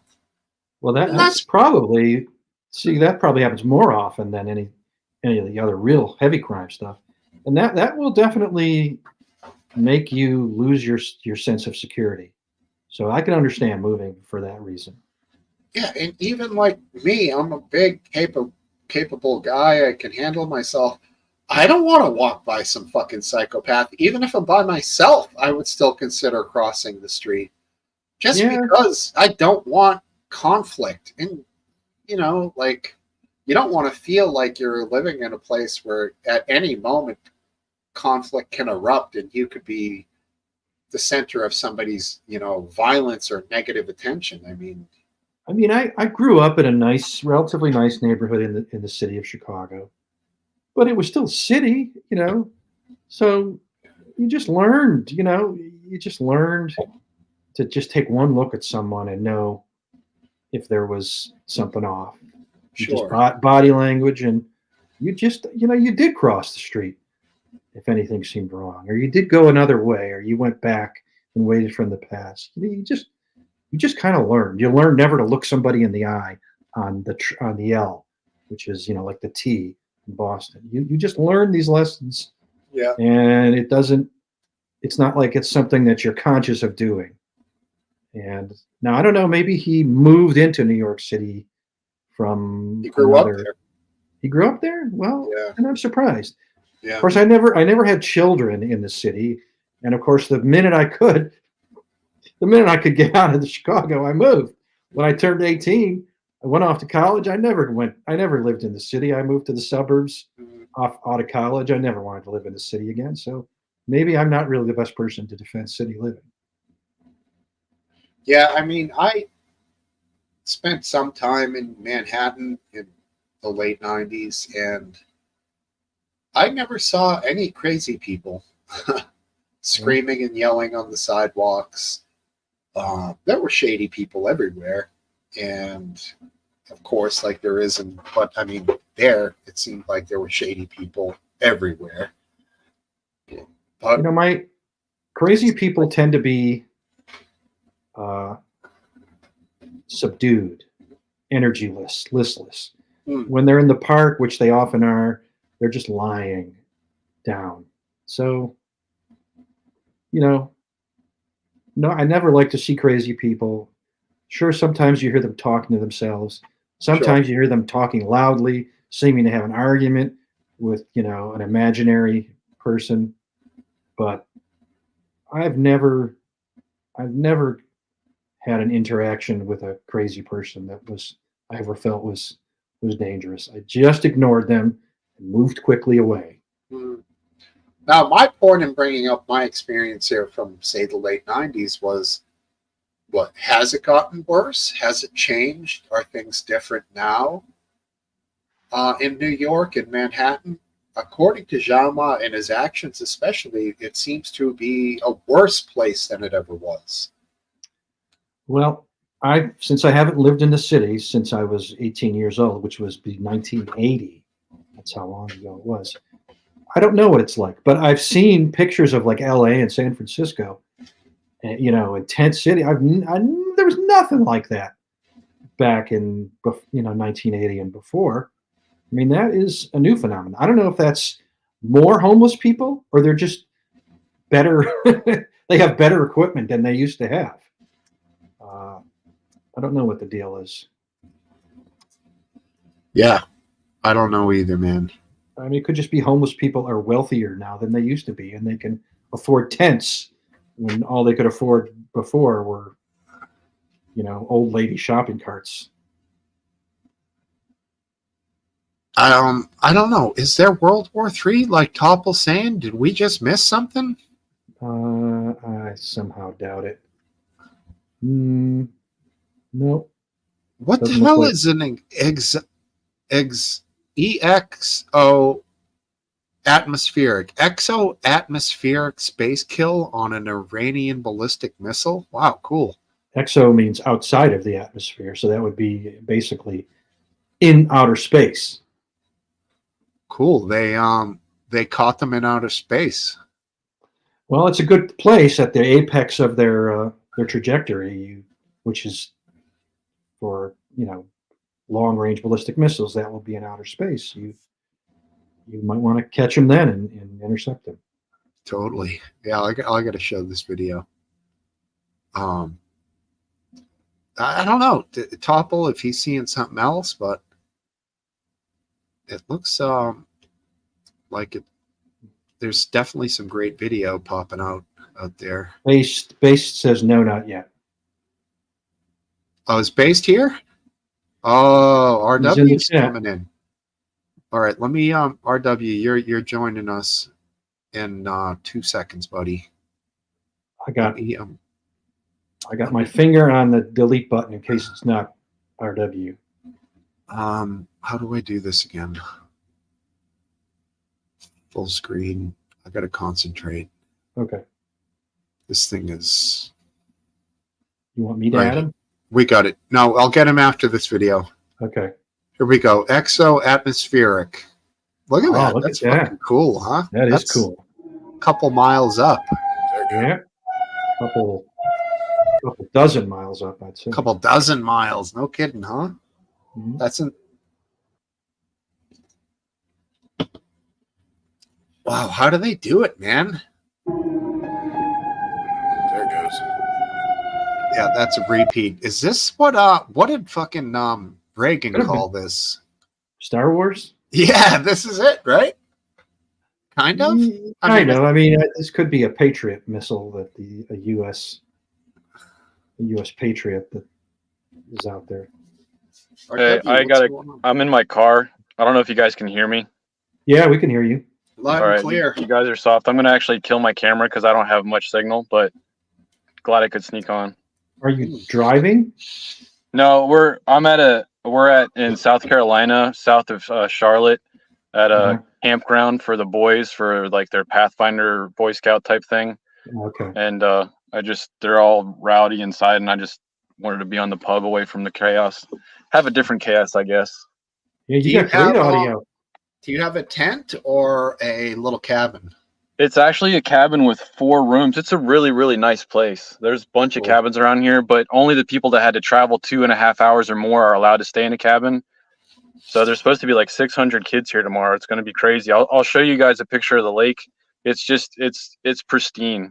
I thought it was going to be like ghetto camping, but it's actually really top notch. Awesome, dude. Enjoy it. Sounds great. I love being out in the forest like that.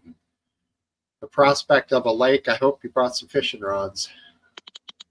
No. I thought that I was going to be. Yeah, I had no idea. The people that communicated me I was just driving to make sure my kids would be safe.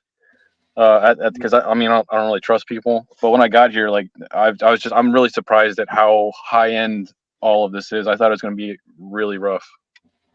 Cool. Well, that's cool that you're there. Well, when you guys are done and leave all your trash there, you'll have ruined it for everybody else. All the fire ants will carry all the trash away. It should be all right. All right. Oh, right. You're that far south that you got to watch out for those suckers. Those things. Dude, I didn't know that there was ants that stung in the United States until I moved into North Carolina. Yeah, they're fairly mellow if you don't get bit by them. Once you get bit. Oh yeah, it's good advice. Yeah, and the funny thing is, it's not like 20 bites. Like one bite will pretty much you're hurting for like an hour or two. It'll ruin your day is what it'll do. Yeah. I mean, like I've been around them for years in Florida. I've never got bitten, but just got to know what to look for, I guess, right? You have to know what to stay away from. Yeah, you learn the hard way. Mm-hmm. RW looks like he's got a disembodied head there. It's kind of creepy. I'm trying to figure out on my phone how to make the volume turn up. It's like it's only coming out of the earpiece. I'm just gonna like back out and listen for a little bit, and I feel like I'm ruining the show right now. Well, you sound great. I guess you can't hear us very well. You're just super low, yeah. Okay. I wanted to come on and say that mostly that we were talking about O.J. Simpson passing away on the Discord. Yep. And Steve dropped a joke that was 10 out of 10 good. I don't know if you stole it from something else or you just came up with yourself, but it was solid. I got it from somebody on Twitter. A lot of people. I saw it on Twitter. But winner. I gave you all the credit in my head. I thought it was great. Thank you. Basically, you want to share it with the group? Well, it was plagiarism, so I mean, I don't want to. All plagiarism. Your plagiarism. I guarantee you this: whoever you stole it from somebody else. So. Yeah, I would say so. I'd say you need to. I'd say you need to pay it forward and tell it on the pub. I said, what did I say? OJ can rest in peace because he now knows his wife's killer is dead. Something like that. There you go. I didn't watch Grontech's video that he put out today, but apparently OJ's being considered some type of icon.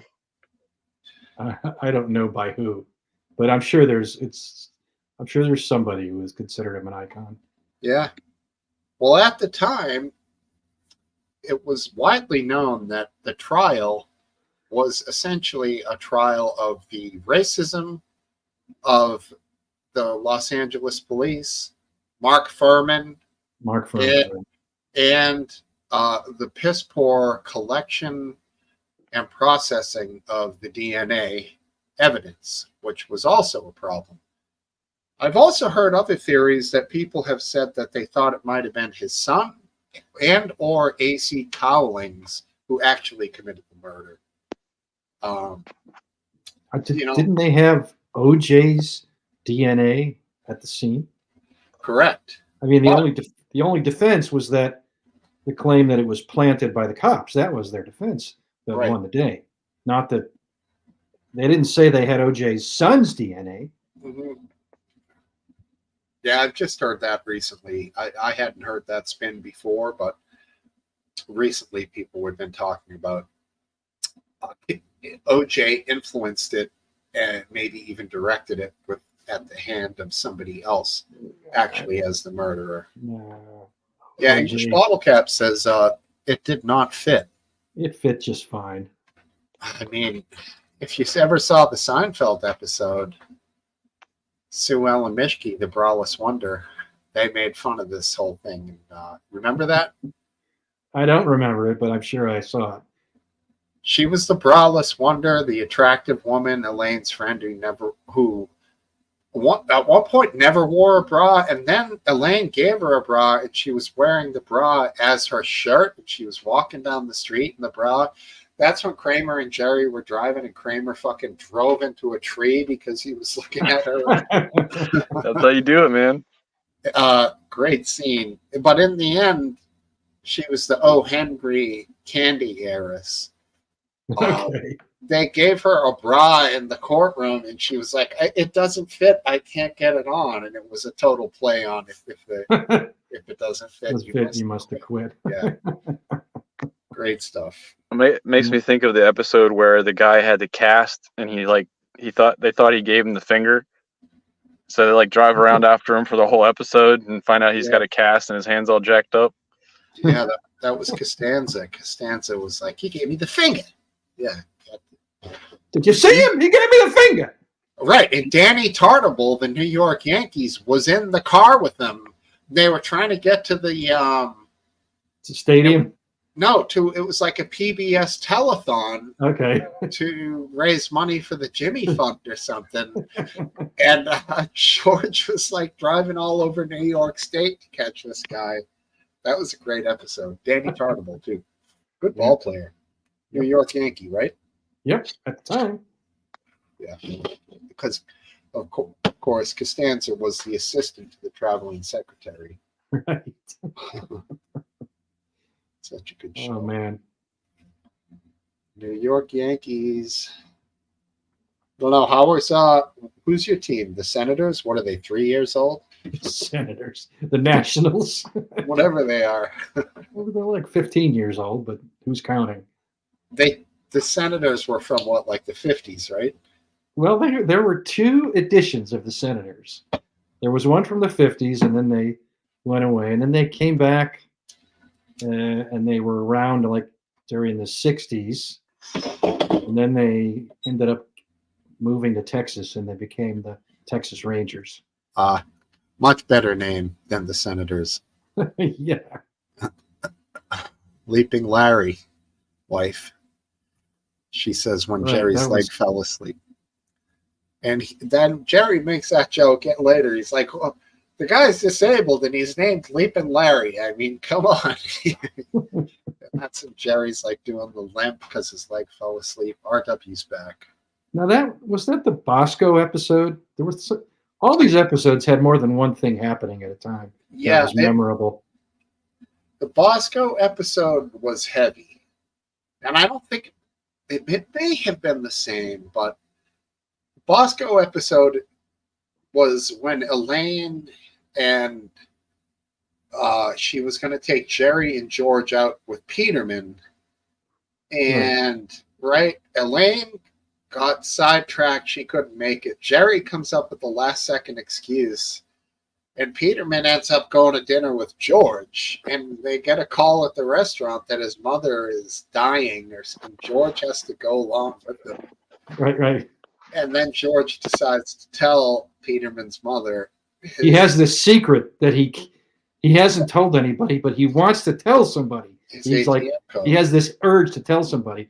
Right. So he realizes that Peterman's mother is going to die soon. Exactly. So he tells her his PIN for his bank card. That's and he right. tells her it's Bosco. Exactly. And then she says, Bosco, and he says, shh. So she doesn't Dies. say anything. Yeah. But then apparently she dies. He's not there, but Peterman says, and the last word she said, she shouted, Bosco. Mhm. It must have been, I had heard a rumor that she had a Basque lover. Taking a in lover. taking a lover of Basque man, Yeah, right. Spanish Basque reason. That must have been him. Hilarious. Yeah. And then somehow there's a fire or something, and some guy gets his clothing caught in the Oh, it was because there's a fire in Leaping Larry's leaving appliance store. Somebody It was kicks appliance. over the paint thinner and it catches a spark from the outlet. And yeah, because at the end he's like, I'm gonna lose the whole store. And Jerry's like shuffling VCRs out and shit at the last second.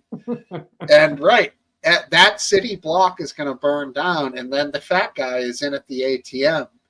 He's stuck because the door closed on him. On his sleeve, which On is his so sleeve. stupid. And dude. so you need to get now he needs to use his George's ATM card and give him his PIN code right. password so that the door can open.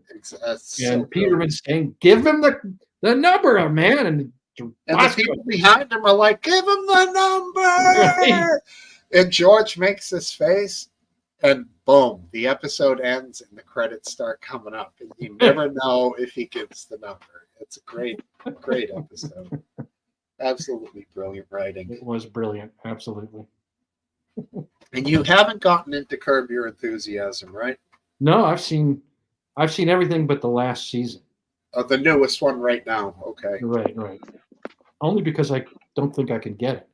I don't even know how I got the previous seasons. It must have been on Netflix or something, or somehow Hulu, maybe. Yeah. They come down the line after the couple of months, people. You can get them. They were great.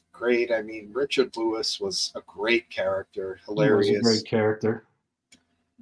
This, I liked the I can't remember his name, but the actor, the black actor, Smooth, JB Smooth. Smooth, yeah. Yeah, I forget what character that was, but that was just fantastic. He lived in Jerry's house. He was like He lived in Larry David's house. yeah, Larry David's house, yeah. Right. Jerry. I just was remembering a scene from with Richard Lewis. He's dating a very attractive, like Hispanic woman. Her name might be Lala, and Larry hires her as a secretary, and she sits near the bathroom. And so Richard Lewis is like, "So Lala's doing good, huh?" And Larry's like, she seems to talk to me every time I go to the bathroom. I have to walk past her office. And Jerry Lewis is like, "Yeah, well, seems like you're going like 14 times a day. What the hell's going on there?" And they get into this huge argument about it. And Larry ends up firing her because she's monitoring his bathroom usage in the office. And like just the fight between Larry David and Richard Lewis about, Yes. and Richard's like, "What are you doing in there? Number one, number two?" And Larry's like, "Come on, I don't want to answer this." But it's just like it's a brilliant, like, it goes back to Seinfeld. It's about nothing. A stupid fight about some dumb thing, going to the bathroom. But it's Richard Lewis, he was always great at seeming to, get angry. Very believable anger. And I thought Richard Lewis was fantastic in that show. Yeah, I don't know. He just seemed to basically, he went quick. I don't know what the hell happened. Well, the last time I saw him on that show, he was looking pretty frail. So that was maybe 5 years ago. So I think he was already sick by then. I see. So maybe he had some underlying condition that we weren't.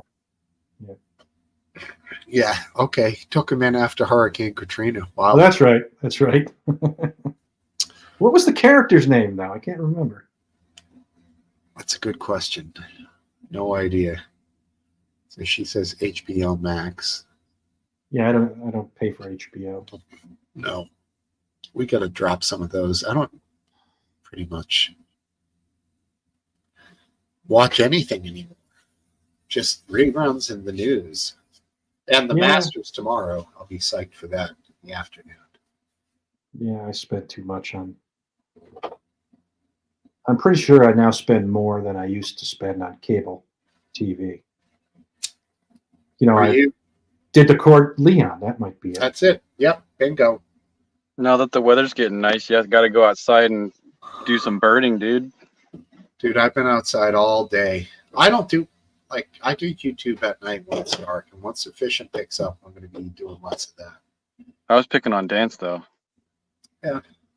Yeah, I go. I mean, I don't go out birding, but I do see birds when I go out. I got a nice view of a osprey nest the other day at Fort Smallwood when I went to look at the bridge demolished. Yeah, I was wondering if you were still checking on that progress. I can't not. It's funny. I can't get a good spot to take a look at it. Like Fort Smallwood is about as close as I can get, and it's like a mile or two away. So you should get a canoe. I mean, I'd certainly drown myself, and I'd be part of the problem. Next casualty for the bridge. Right.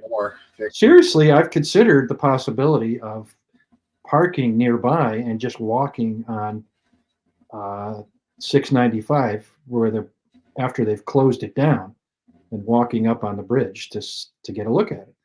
At some point, there's going to be a sign that says you can't go past here. But all they have right now where you have to exit is Jersey barriers. So although you can't drive by it, actually you could drive around the Jersey barriers. But you could certainly park somewhere. I didn't know if there's good parking. It's all industrial. That's the thing. It's not like there's public access. The one place there's public access is Fort Armistead, and they have closed that down. They closed the road down to it. They closed the park down to it. So it's basically no. Is it a staging area, or why? I think it's a staging area. Okay. It's literally right almost underneath the bridge where it starts. Do you know if the channel is open for boats? Small boats. Okay. Yeah, they've it's still not open for anything big. I saw a sonar imaging that they put out. I don't know if that was on X or not.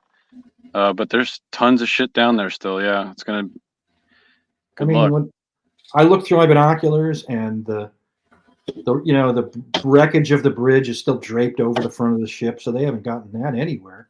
Right. There must be 15 cranes in the water there, so there's a lot of cranes. That the history of that crane from what was it, World That War big II one. or whatever. No, that was the Cold War. The recovery of the Russian Oh, that sub. sub. Yeah. That's what it was. That was cool. Good article. Yep, Glomar Explorer. See, the problem is it was made of steel, right? This bridge. Yeah, So everything's bent, but all still connected together. yes, it has to be cut Cut. with welding, with Are cutting. they going to send guys down there to cut stuff under tension? They are. They Those are have. good paying jobs right there. Damn, right, yo? What if They you have- cut the thing and it fucking flings up at 500 miles an hour, when, like a tree, when you relieve the pressure with the chainsaw? They claim they understand that is a risk and that Oy. it's under tension, and they are. It's one of the reasons why it's so slow going is because they have to position themselves so that when the cut goes through, they don't get killed by this bridge shifting when the thing snaps. Right. I wonder if it's more or less dangerous than underwater welding in itself. I would The say water is- way more. The water's filthy. Right? Yeah. It's poop water, man. I don't know about how bad it is there, but it's there's a lot of particulate. You can't see shit in it, except Well, maybe you literally maybe there couldn't is shit. distinguish a piece of shit in the water. Yeah, there's probably some shit. There probably is. There But probably- what's I mean, sad is apparently the Chesapeake Bay, when they first wrote about it, was so diverse and full of life that they're like you could walk across the water with all the life inside the water. just walk on the fish; they're thick in it. Yeah, So it's that's a bit of a far cry from that original far journal cry. entry. Now you can probably step on turds, get pretty far out into the water. You know what's taken over of all the things? An invasive fish, the blue catfish. It's coming your way, buddy. I haven't heard of that. Moving up Are north. you sure the blue is invasive? I thought that Yes. was native to South United States, Southern United States. It's native to somewhere in the south. Sure, not native to Maryland. And Yeah, I don't remember a blue catfish. I definitely everybody was going after blue fish, but not blue catfish. no, blue catfish. I was up at another park on the bay, Downs Park it's called, and there's a fishing pier, and that's I said, how you doing? Oh, we've been catching blue catfish, and they opened the thing up, and it's a cooler full of blue catfish, about 3-4 pounds each fish, and Do people that eat catfish, can they eat blue catfish? Like it's still edible for? Oh, apparently yeah. it's high quality eating. Fries up Yummy. nice, dude. White. Apparently It's very good eating. Not You ever muddy been at all. stung by a catfish? Yeah, bullhead, not a catfish. Stung? Okay. Yeah, I Yeah. got stabbed by a sail cat in Florida. Made me feel nauseous for about 5 minutes. Yeah, it I just got hurt. stung by a little baby. I couldn't. I was surprised at how much that hurt. Yeah, I didn't even know they stung. But The those barbs, whiskers, right? man, don't touch the them. whiskers. Yeah, They flop a little bit, and you catch one of those little spikes, I guess, or barbs in your skin. You might not feel it, the impact. Well, I didn't really, but I noticed I had this spot on me after the thing flapped against me. And then I started feeling sick, and I was slightly dizzy for 5 minutes, and had no big deal. It was almost like the pre-anaphylactic shock, but it never set in, okay. But it started for a moment. I didn't tell anyone we had rented a boat. We were on the Intercoastal in Florida, and of course, Okay. Smokesteve is fishing, and bam, that's what happened. Blue catfish is good, ain't in cup of tea. Where And, are the like, barbs? don't get confused. This doesn't look like a fucking blue, like, it's not like this can in No. fish form. It's not really blue, like grayish. with It's a tinge- gray, but you look at it and you say that's kind of bluish. Sort of, right. So exactly. right. But it's not like there's It's some, it's got like a blue tinge if you compared to another catfish, which doesn't have Yeah. that. I mean, similar to like a bluefish. Bluefish isn't blue. Yeah. But it's got a tinge of silvery blue to it, you know? Yep. There are fish that are blue in some areas that are like trippy blue, super blue. I'd love to see some. They've been moving north over the years, and now they're all over here. And eventually they'll get to Boston, and you'll be. I don't know. Is the rockfish? Are people allowed to fish for rock right now, or is it not allowed? There are severe restrictions right now in the Chesapeake Bay because of poor spawns the last few years. Right. We call yeah. them stripers. Yeah, You probably got tons of rock up there in the north, right? Well, stripers don't show up here till about May 15th. But when they show up, do they show up in mass? Yeah, but they're not an easy fish to catch, and there's tons of bait. There's river herring, there's sea herring, there's Atlantic mackerel, there's pokies, there's menhaden, fucking scup. We got all kinds of different things for them to eat. So when you present them with some goofy looking floating piece of plastic with hooks hanging out of it, sometimes they don't even look at it, and I don't know, man. sometimes if they're in the mood, 25 of them will chase your lure. I don't know. You can't figure out the psychology of these fish. You know, it's bizarre. But I've never caught it because it was always trawling, and I never was on a trawling charter for it. But I remember when they brought them back, and as a small kid, that was a big ass fish for someone growing up in Maryland. sure. Yeah. Yeah, I fish them from the beach here. We do troll for them, but trolling is boring. I prefer other means from a boat. More How exciting. long until you go out on the water again? On a boat? Another month. Okay, it's like counting down the days, man. I already got it on the calendar, bro. Yeah, I got to pull out my fishing gear and restring all the reels, and Do you do that every year? I do. Does the line actually get corroded, or you just do it because it's your hobby? I have a few main reels, you know, the expensive ones and rods that I'm going to replace a few of them this year, and I like them to be brand new at the beginning of the year.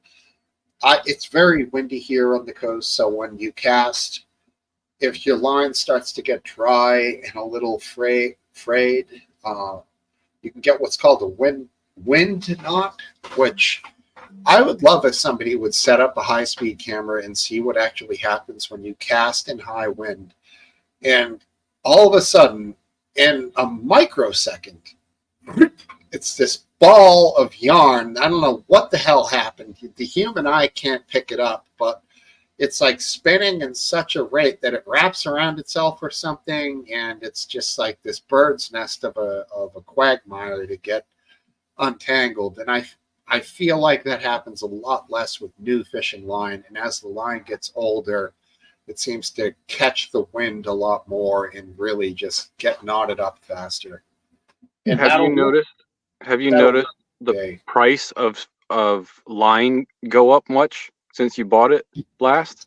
No, it's $20 for 300 yards of the stuff I buy from frankly the best place is Walmart. It's a braided line. It's the green braid, 30 pounds. Surprising, actually. So 20 for 300. I put backing the first like 75 yards. I'll put mono on the reel. Then I tie a uni to uni knot to tie the mono to the braid line, which is a knot where when you pull them together, the two lines do this, and they pull, and then the knots like hit each other. Right. And then We call it a fisherman's knot. Fisherman's knot. I know the fisherman's knot would never be tied line to line. Really? Fisherman's knot is tied onto a lure or onto a hook. Because But in this- climbing we call it a fisherman's knot, and it's two ropes together that the knot pulls to each other and locks or stops at each other to connect two lines. Interesting. Yeah, that's not what I've called them. And I would call them in climbing a figure eight or a reverse figure eight back through itself. That a fig.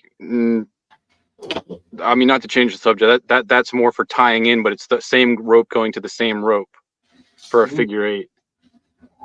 Yeah, I don't know. I don't. When I was climbing, the main knot we did was the follow through figure eight. Yeah, you go back through itself. So, but that was attaching the rope to gear, like the your belay. The belay, right? Well, you can do it two ways. You can go with a loop and then go back through the knot backwards, or you can tie one figure eight here and have the end come out at the front that dies, and then you can take another rope here and follow it backwards through the figure eight. So then the two ends of each rope come out on either end and then die, and then you could tie like a square or a figure eight on the end of that. That's a really good way to. Right, that's a solid tie-in. It's not going anywhere. For bigger diameter ropes, that's a good one. For smaller stuff, yeah, that fisherman's style knot with exactly multiple wraps and all that. That's definitely because the figure eight with a high rope, when you're putting tons of tension on it, you can still get that undone at the end of the day. There you go. Yeah. Yeah, I just got a belay system with rope and climbing gear for Dad and me to work on the cabin roof because he was going up there. And I had a rope and everything. He was holding on to it, tied off to a tree, and he was like holding it in his teeth while he was like getting down and doing ropes. I was like, Dad, we can't do this anymore. No.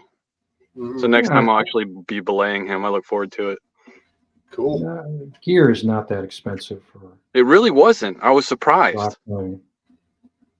You must have a decent indoor climbing gym near you, Dan. I know Earth Treks. I don't know if Earth Treks is out towards that far out.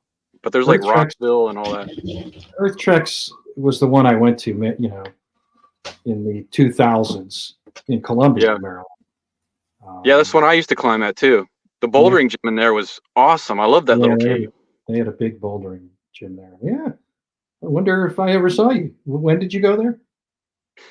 Damn. 2007. Yeah. Maybe. I would have been there then. I would have just been starting then. I was a cave rat, but I was only for 1 year, really. Okay. That'd be funny. Yeah.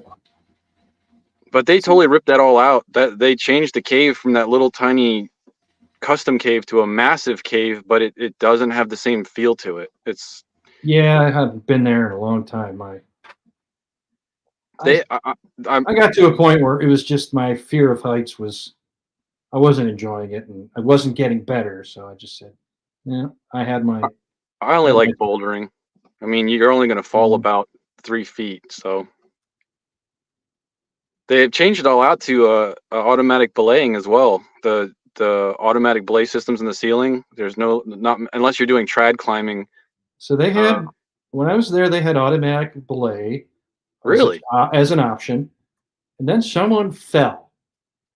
They fucked up or something. They didn't actually attach themselves correctly, and they climbed up, and then they, everybody jumps off dramatically after they get to the top of the automatic belayer. Yes, the man way to do it, right? They just weren't attached, and they just fell. Mm. So then they said, "All right, no more automatic belay."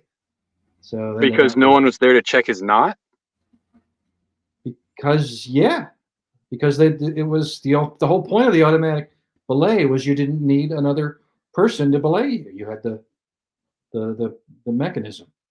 So right. I think it's better to have a climbing partner because you do have someone that's double checking your stupidity. It is, but some people are antisocial and don't have friends. And then they go to the bouldering cave. That's true. That's what that device is called a self-arrestor. It will self-arrest you from falling. Yeah, I don't know how it works, but it'll if you're black, it'll beat the shit out of you after.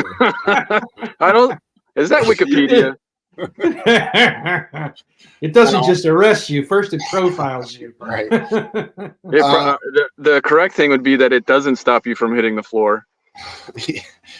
But it's a really simple thing.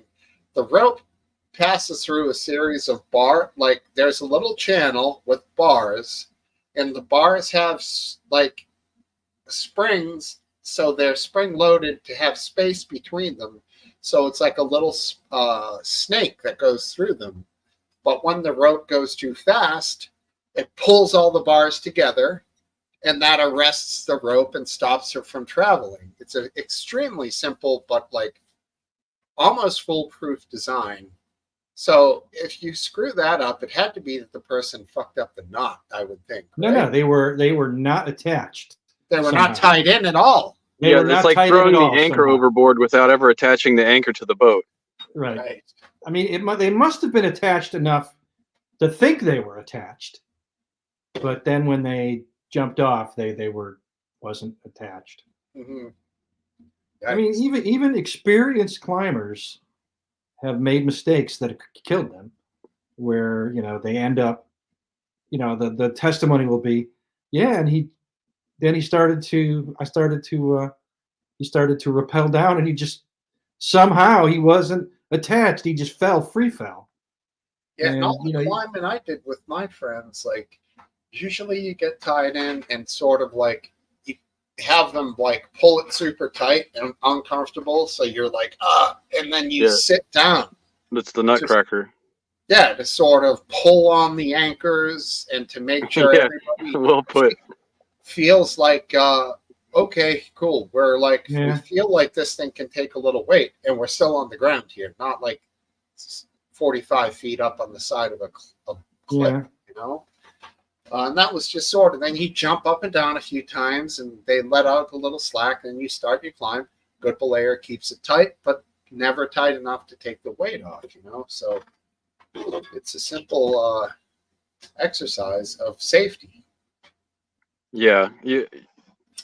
And no matter what we do in life, I think it's always good to only work with people that make us help us not to make stupid mistakes. Mm-hmm. I learned. I really respected that when it came to climbing, and kept it with me since then. I was terrified enough that I was always super, super careful and double and triple checked and everything. Mm-hmm. I liked climbing until I did trad climbing outside, and when you're climbing the wall and you're putting in gear, and then you fall and that gear pops out, and then the next one pops out.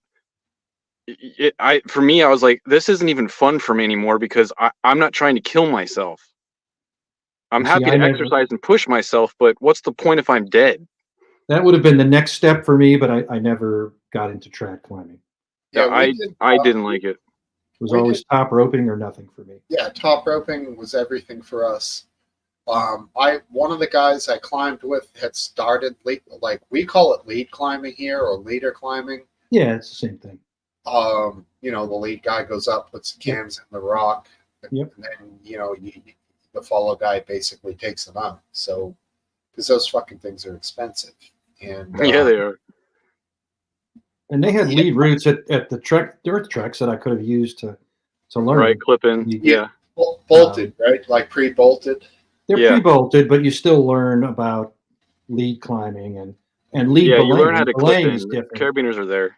Right, the carabiners are there. But you got to have a good belayer on that, because they're into the wall and feet on the wall and everything when your weight drops. You can't have a dumbass on that system. I mean, I did a few times. I paid someone to lead at some nice climbing venues outdoors, and the last time I did that, I started to do it, and I was just like, you know what? I am just too fucking scared to do this. So I said, forget it. Let's go back. He got up there and he clipped in, and I started, and I'm like, I'm just, the terror is such that I'm not enjoying it. So that was it. I gave up after that. You had Elvis Presley leg before you even left the ground. Right. And I felt bad. He wouldn't even let me pay him, because I don't know. Who knows? Maybe your sense of foreboding saved you from a broken back, dude. Probably. Beautiful area. The It's not too bad though if it's already It's called- pre-bolted. it's called the Gunks. No, it wasn't Oh pre-bolted. yeah, that's New York. New York, right? The Gunks. Gunks. Yeah, that's near where my father-in-law lived. So when we'd go visit him, I'd go. You know, he lived in Hyde Park. I'd cross the bridge from Poughkeepsie, go across to New Paltz, and go up to you know, there's a place called Rock and Snow in New Paltz, climbing shop, and hire a guide, and you know, we climb for the day. It'd be great. Yeah, the Gunks are trippy, right? It's like a huge area of cliffs. Right. It's a forest, a cliff, then it's like a flat top. It's the weirdest thing, man. Yeah, you gotta go for a considerable hike to get to the up to the where you climb.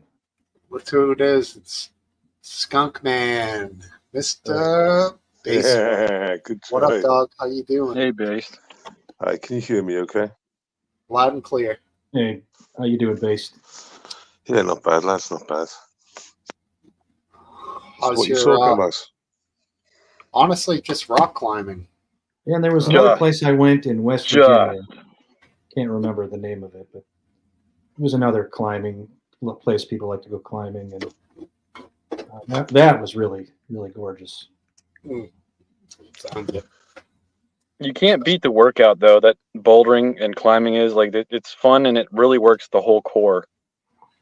Oh, yeah. I liked it more than anything else, but I mean, to be honest, it killed my wrists. It really as in messed them up for good. messed them up for good. They Wow. still hurt today. Wow.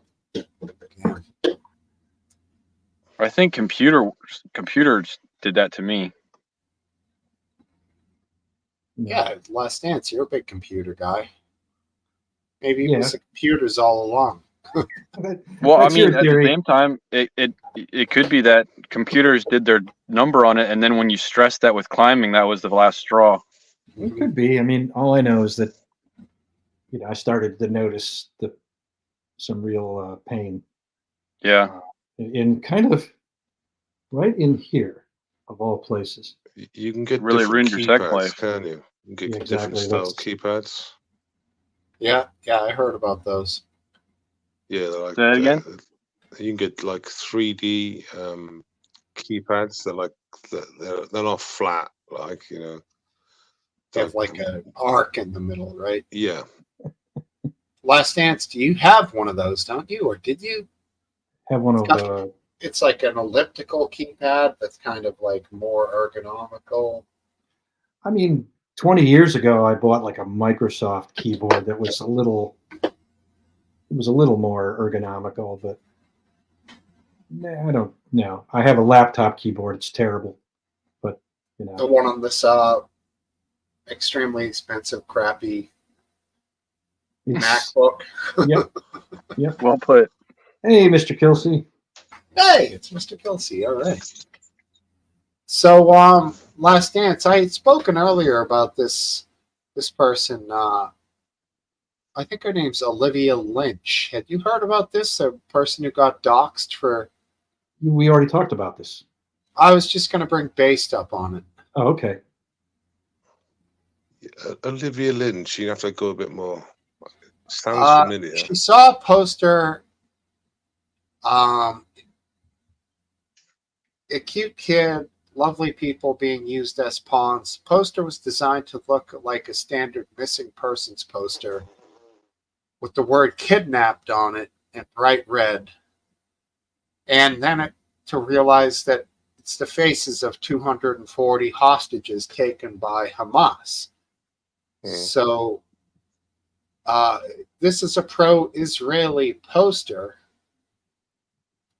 and she is pro-Hamas in her viewpoint, at least when it matters to this war. So she decided to rip down a bunch of these posters because of what she sees as some sort of a genocide that's going on over there against the Palestinian people. Somebody recorded her on camera, and Doc then sent it out to the troops, and they doxed her. Subsequently, she got fired and denied unemployment for her act. And it was considered an anti-Semitic act, people tearing down these posters. So what it comes down to is she's basically had a few drinks, walking home from a bar, tore down a bunch of these posters, was being civilly disobedient, not causing some kind of serious damage or anything like that. She's fucked because of it. Yeah. So I mean, you know, you're sort of saying that you know, she was just a bit pissed up and she just done it for, you know, maybe she didn't realize what she was totally doing. And sadly, when you're playing with that side of you know, that particular type, you're going to get yourself into big trouble if you. I mean, I don't agree with pulling shit like that down full stop. Like, you know. But it's in a public place. It's not private property. It's stuck to what we call a telephone pole over here, which is one of the most archaic, stupid statements of all time. There's no fucking telephones anymore, but telephone pole, Yeah. you know, where you see like We're so old. So Yeah. I have a thing with the communists in my home city. So the communist stickers all over the place, laminated, all I over used the to joke country. about there's no glue like communist glue. Yeah. So it's they're all over the country, and it says, "Are you a communist? Do you know what? Do you want to become communist?" These stickers all over the place, and I pull them down. The reason why I put them down, because it's nothing to do with kidnapping or crazy like that. You know what I mean? So now, if I had a sticker to go on top, I would put the sticker on top. Okay. And because I wouldn't pull the other one down, I would just double sticker it. Yes. Now, if, for example, she had put some Palestinian sticker on top, you know, then I wouldn't see the problem then, because it's a public place and you can have they can have their free speech, and then you can put your free speech on top of theirs, if you get my drift. And if they come it's back, they funny. can. It's kind of like gang over tagging another gang. Like, Yeah. you know, Repeated tags. you put Yeah, but your initials it's over public, top of isn't it? it. It's It public, is. so But it's funny in those gang situations when one gang does that to another, it's a huge insult. That means like, all right, gangbang time, boys. He fucking wrote on our Well, tag. not that kind of gangbang. But now in this situation, it's a different type of gangbang. It's, whoa, we'll take your job, we'll take your reputation, we'll take everything because you took our tag down. That's fucking crazy, dude. Ruthless. yeah. Well, the thing is, sadly, Steve, even though this is a particular type of community that have actually, you know, getting their own back by cancelling or doxing and all that, but we've all accepted this cancel culture for many decades now, and it's just so it's just there everywhere now. Are you saying that the frogs are boiling in the water? Yeah, these people promoted it. I bet these people promoted it. Different Interesting circumstances. thing is, I don't disagree or agree with either side. You reap what you sow in that way, and I bet you she was I right just on that. I on that. disagree with her being made such an example for such a non-important act. It's not anti-Semitism. It's just her maybe she's blowing off some steam. Okay. So Maybe when she did has this? Jewish friends. All that doesn't matter. Once she touches the picture and takes it down, it's like, all bets when are did off, she- baby. You're an anti-Semite. When You're did fucked. she do this recently or 5 months ago? Oh, well. Steve, when it's probably been when did she within do it? last- November 2nd. Okay, yeah. So it 6 was months. quite. Yes, it's quite early on. So I mean, 6 months though. Is it that what? No, long? what I mean by that, maybe she didn't realize what could the action by by doing those things. If shit hit the fan, she'd fucking around, and she's going to find out if she knew the consequences 5 months ago. And I mean, she would suggest maybe she didn't know. If The she did it before consequences October of her 7th, it might actions. have been a little less. Yeah, yeah. She did Yeah, it in I hear you. November, I hear straight you. after. Has she sued this to get her benefits? I don't. Yeah, and I don't think there's been any progress in that. You know what? I'm Okay. just going to go ahead and put the article in the private chat, which I never do. Drop that sauce.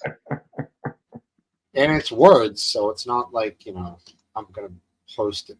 We're not going to sit here and have reading hour on the fucking pub, but if you happen to want to check it out, there it is.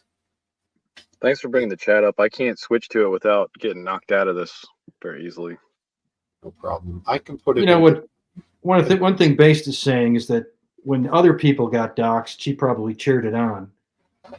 On the other in the other direction, right? In the other Yeah, direction, yeah, right. different circumstances, but Sure. I bet she's the type that So promoted all this sort of cancel culture, and we know what other community has promoted that as well. The other community involved in this. Sure. What do you guys think of X versus Brazil at the moment? You guys, I'm sure, have been paying attention to that. I think Musk is awesome. Yeah, I gotta pee and get some wine. I've been not drinking for like 20 minutes. His interview was really good. Don't combine the two. I seen a Musk interview in India as well. That was hilarious. Big up A recent one. Big up the reporter for asking the relevant questions, and Musk was basically obliged to answer them. It was all quite jovial, etc. He basically admitted, without signing the dotted line, by 2025, he will 100% be in India and investing in India. Investing in what in India? Well, he didn't say exactly what. Oh, okay. Well, infrastructure. Well, it could be anything with him, couldn't it? Really? I mean, taking X technology and then having it anywhere near the Indian call center business model doesn't make me feel good inside. No. But Musk also owns SpaceX, which is There's a very loads of things, very successful space company. He's got his finger in so many different pies. So SpaceX has taken over the government space model 100%. Like they're basically using SpaceX now to get stuff into space. Yeah. I mean, a SpaceX apparently is like the vast majority of satellites in space are from everybody, governments, private corporations. The vast majority of them are Starlink satellites owned by Space or whatever the company is that Musk. They're owns. the payload carrier, and Amazon is basically just catering towards taking wealthy people into space for a joyride. Yeah. Right. Exactly. So he was firing rockets into the sky, but every day or every other day, when Musk doing tests for him. Yeah. I showed a time lapse that I found on Twitter over a year of time or something like that. And originally, when Starlink started, it was like four launches a year, and now it's like 4 launches every month. And it showed over time just how close we are to the space game now. Times have definitely changed. Well, he's gone for that reliability reuse thing, isn't he? And yeah, good on him. I mean, how much money are they throwing into the sky for every launch? Millions. He claims back a bit of that hardware every time back, doesn't he? Well, I mean, I was mostly curious about the free speech battle. I don't know if my understanding is he's going to release damning information about Brazil, and he was trying to get his workers in Brazil safe because this Darth Vader lawyer or whatever, the justice of the courts, was going to arrest him for not banning political rival accounts, basically. Yeah. So and X is basically telling them to go fuck themselves again. And like no, Joe did. what was that based? Like Joe did, didn't he, with Kennedy? Yeah. I don't know the What was reference. What was the interview you were referencing? Yeah, Was it when I walked out? Was somebody was saying, last dance, you said, I love Elon Musk. Somebody else said that interview was awesome.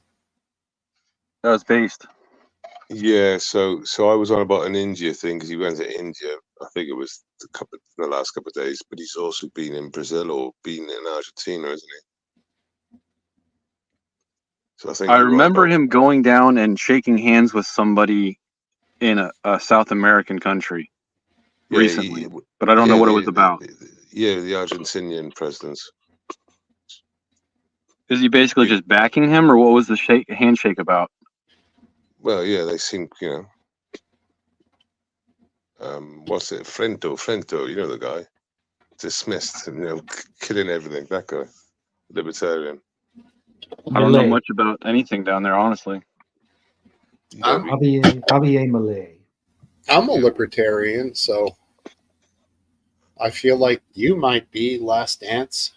Yeah, I think I'm fairly libertarian. Viva la libertad. Well, I don't know about that. But That's from one of the. That sounds like a quote from Scarface. So who found out that Elon was trying to get his ex-staff in a safe place? Because that's like super serious in Brazil. Well, I think he posted that. Yeah. Elon Musk himself. They'll get arrested. They'll get arrested in 2 seconds. Well, yeah, because Brazil is really going down that route, like Canada has and like America has. Yeah. Where are they getting these villain-looking motherfuckers from? Well, they're the liberals. They said, the Bolsonaro, the other chap, they said he was the dictator. Now we got this chap here that's fucking doing exactly, they're like saying what, they're accusing people of what they are. Yes. Interesting. Yeah, these liberals are the ones. They're the ones. They're the fascists. What stands out to me is how a corporation, X, in this example, is forcing politics and governments to move where politicians don't do that anymore. That's what makes it very unique to me. Yeah. Does he have to pay taxes to every country that he is available in? For whatever revenue is made there, probably. His corporation pays taxes probably wherever any country can get him. Yeah. Yeah, I would have thought so. Yeah. Man, so that the taxes for X must be astronomically complicated. Every single country that they're available in, he has to pay taxes for. But I assume every major social media is dealing with the same thing. Yeah, I don't know how it works, but I think they but it's the internet, though. They allocate revenue proportionally to it's just a fraction different places, right? Ads, it's the internet, Steve, but they have brick and mortar there, and they have people and ads running in each of those locations. So, I mean, H&R Block messes up my taxes. I couldn't even imagine the mistakes that would happen if they ever looked deep enough in any of those countries. Yeah, I think he has his own accountants. I see what you're saying. So, like, the local advertisers are paying Elon Musk to advertise in their country. Right, so there's taxes involved with that, which is going to be most of the primary profit is advertising. So, sure, that makes sense. Yeah, I like the move towards giving people free verified premium accounts if they have so many users. 2,500, that he has to get rid of bots, which is I hope I happening. haven't seen that though. I've heard that, but I haven't seen it. I haven't seen it either, but I can't see how he's going to continue to allow bots to give everyone free accounts. Yo, 20% of my followers are bots, so keep the bots here. I mean, Well, I would say that it's only 20%. I don't know. I No, don't yeah, know, most of them don't actually. If you go to my followers list, it's all regular people. Okay. The bots get deleted from followers list very quickly. When you see thousands and hundreds of thousands and millions of followers, when those people lose their bot accounts, that's when I want to see what the numbers actually are. Yeah, If you have a 2 million followers and all of a sudden they have 100,000 followers, that's going to be pretty eye-opening. Yeah. I see I'll see a high follower account post something. Maybe it's interesting, and then I'll look in the replies, and a lot of the replies are clearly not really real replies. And I'll look at the account. I'm thinking this is a fake account in some way, and then that fake account will have like 5,000 followers. Right. So I'm not sure how the system is being gamed, but it's being gamed on a tremendous scale. Oh yeah. You're So right there, how generic they talk. The term bots doesn't necessarily mean like non-human, like robot per se. I mean, it should mean think that. so. It should mean that it's not a human. It's operated by software. Well, how do you know that it's not an actual cam whore on the other end? Yeah, I mean, we tend to call those bots too, because Right, but And there are usually- real cam whores. there are real cam whores, but even the real cam whores will run, like 1,000 bot accounts for their one cam. Last time, what's the best place to see cam whores? What website? That would be. I don't know. Come on. I thought it was the pub. Oh, Yeah, you're all about right. to say it. The question was too long. I need to be more streamlined to catch you. You're good, man. I think that they should clean it up just for server clarity. Like when you see like Raws or whatever make a post, and then you have all those generic bot posts, and they're just spamming Right, exactly. bullshit and spamming images and spamming all this data. It's like, how can Well, the server? That's The ridiculous. other thing they'll do is these Good point. accounts will just post the same text that from what like Roz Lurch will post. They'll have a reply that consists of the same text. I don't know what's up with that. I don't I don't Just know. understand I what another they're doing. know. technique. They're just quoting, copy, and pasting, that sort of thing. Unless Yeah, simply being seen adds to your algorithm somehow. I don't know. exactly. It's not that it bothers me, but I also don't understand it. It seems pointless. Yeah, I it's don't know. funny on the way Facebook designs it. You see some of these strange, sexualized accounts here and there, but they're not like an overwhelming part of it, but they kind of are becoming so. Like, I don't know if you guys go on Facebook much, but it's gotten worse lately with these bot style accounts. And it seems I haven't watched. No, I've just posted. like on my feed, there's all these bizarre, just like random pictures of chicks and then labeled as, Oh, the fake AI pictures. Yeah, that's gotten like cancer on there. yeah, exactly. If you think about it, and this just kind of popped in my head, X is a free speech platform. Facebook, fuck that shit. X is known as that, and people are going there to gather data as fast as they can.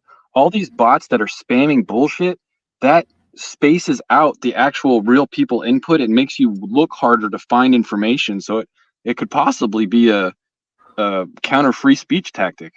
Yeah, it dilutes it. Exactly. Yeah, And I feel like our brains can only take in so much data at a time, and then we get tired. So we're not going to dig very deep if we're flooded with bullshit. sure if a person gets overboughted, they're going to be like, fuck it. I'll just close the app. My free speech hasn't been protected on X. No, you get banned again? Not again, but enough times that I'm kind of sick of it. Are I was you, wondering if you triggered anybody this week in X. I haven't really been paying attention. No, and I posted some shit that, similar to what's gotten me in trouble before, but somehow not a problem this week. well, you didn't retweet my tweet today, Supermod. Somehow I didn't Ouch. see it. Somehow. Yeah, I did it at like 11:30, so maybe the timing was off. all right, baby. I'll look for it now and retweet it. What knowledge? No, you can't do it now. I won't allow it. I will do it now, and you can't stop me. What was the knowledge you imparted? I didn't see it. I just said, pub starting, blah, blah, blah, ETA, Oh. ETA, that whole thing. No, it was 10 we all hours do our ago. part. Yeah.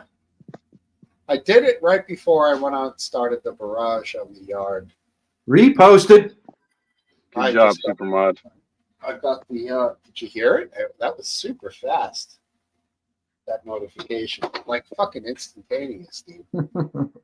So trippy, isn't it? Like, I'm in the basement here, I don't know, 700 miles from you, and you did that, and it binged on my phone. Ding.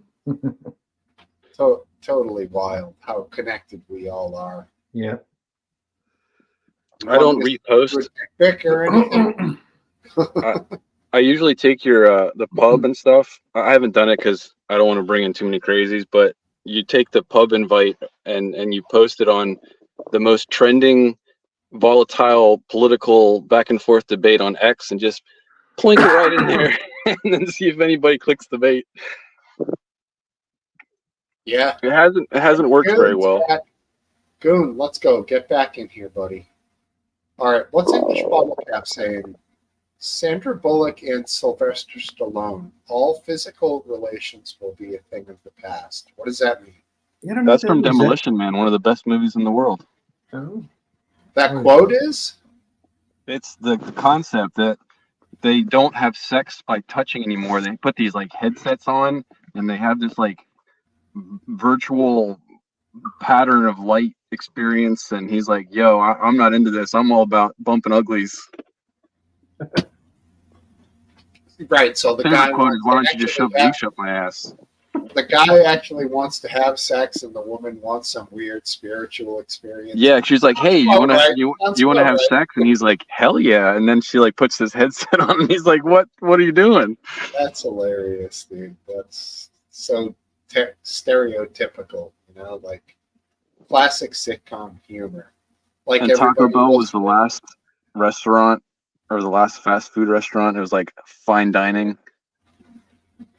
Everybody below ground was eating rat burgers. Good movie, guys. If you haven't seen Demolition Man, it's one of my top 5. So Never saw it, and never will. wow. I don't watch movies anymore, bro, unless they're fantasy. Like, I feel like you're gonna come across it randomly one day and be like, "RW said this is." is it top 5. I is gotta it watch fringe like pseudo fantasy, like future scientific fantasy? You got like, you know what I mean? Like kind of like Total Recall. Like that was like a futuristic. It was more, yeah. It was like fantastical science fiction. it was Like, Total Recall mixed with Back to the Future type vibes. It was ooh, I with love both. Wesley Snipes as the bad guy, and this pure masculine Rambo dude that comes back with a bunch of effeminate, useless dudes running the show, and it was very well done. What was it called again? Dirk Lightyear? No, I'm kidding. Demolition. Did I lose him with that joke? no. I do have to go though. My battery's dead, and I got to hold on to it. I'm just glad I got to sneak onto the pub. It's a survival situation. Don't waste your battery here with a bunch of dickheads. No, it was hanging out with guys and thinking with my brain is good for survival also. Plug your phone in to the car and turn it on. Yeah, I gotta save that battery. That's more important than the phone. But we're Yeah, good. Les Stroud used to say that all the time with survival. Like, it doesn't have to be miserable. If it, if you can be happy, try to be happy. It makes it. Take it easy, RW. You might survive longer. All right, see you, man. Yeah, I'll send you guys pictures of the lake tomorrow. Y'all have a good night. All right. See you, buddy. Yep. Too bad RW's leaving because we have ourselves a new guest. RG. RG. Ooh, all right. Ruth How's it going, Bader guys? Goonsberg. How you doing, Goon? Thought I'd What's drop in going and say on? hello before I go sleepy bye-byes, but No, sleepy. I mean, it's 3:30 in the morning here, dude. I hear you, man. But how you doing? How's it going? Pretty good. Couple nice glasses of wine tonight. Starting to yawn a lot. You on the wine? I had a few Cabernets. Last Dance had one decent-sized glass of whiskey, and that's all he'll drink. Exactly. I'm just about unconscious now. Which is funny. What'd you do, Tiffany Goon? What'd you do tonight? I'm gonna add a little bit more. Hang with some friends, but had you guys on in the background, so I was like, oh, I gotta come in and say hello. RW was talking some shit, and I was just like, okay, right, no. I agree with RW. I thought I'd come in, and he leaves. Yeah. I'm so pissed off. How often does that happen when you enter a room, Goon? Be honest. He's he's in a remote camping situation with the phone that's going to die and family, and he just snuck out to the car and grabbed us. Like, There's a chance he'll be killed by a bear on the way back from the car. Oh my god, why didn't he stay on the phone? That would have been great content for this live Exactly. stream. That's what we need here. Yeah, you instantly get a few hundred followers. Come on, RW. What's your commitment like? Well, Show us.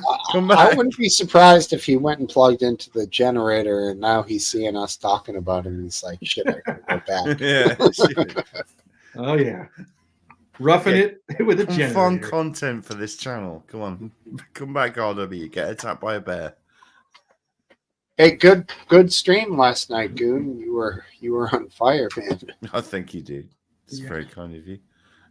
Your playing is sounding good. I can see, like, when you watch guitar players, like, you see them getting better, and you've started out as good, and you're just every time I see you, you improve. You seem to be playing a lot, and like you're hitting it, man. It's awesome. Yeah, thanks, man. No. I need to learn a lot more. I need to just sit down and play my own music, or not even just play my own music. Just stick on a backing track and riff over it. That do my own sort of thing. That'd be cool. Sure. More Yeah, often than. I can't recommend it enough. The app, it's called Mixpad Multitrack. It's free. Okay. And, it's got, I don't even know. I've never gotten to the bottom of the amount of tracks you can have, so I think it's probably endless. Oh, And holy shit! Cool. you could totally record a rhythm track and just solo over it.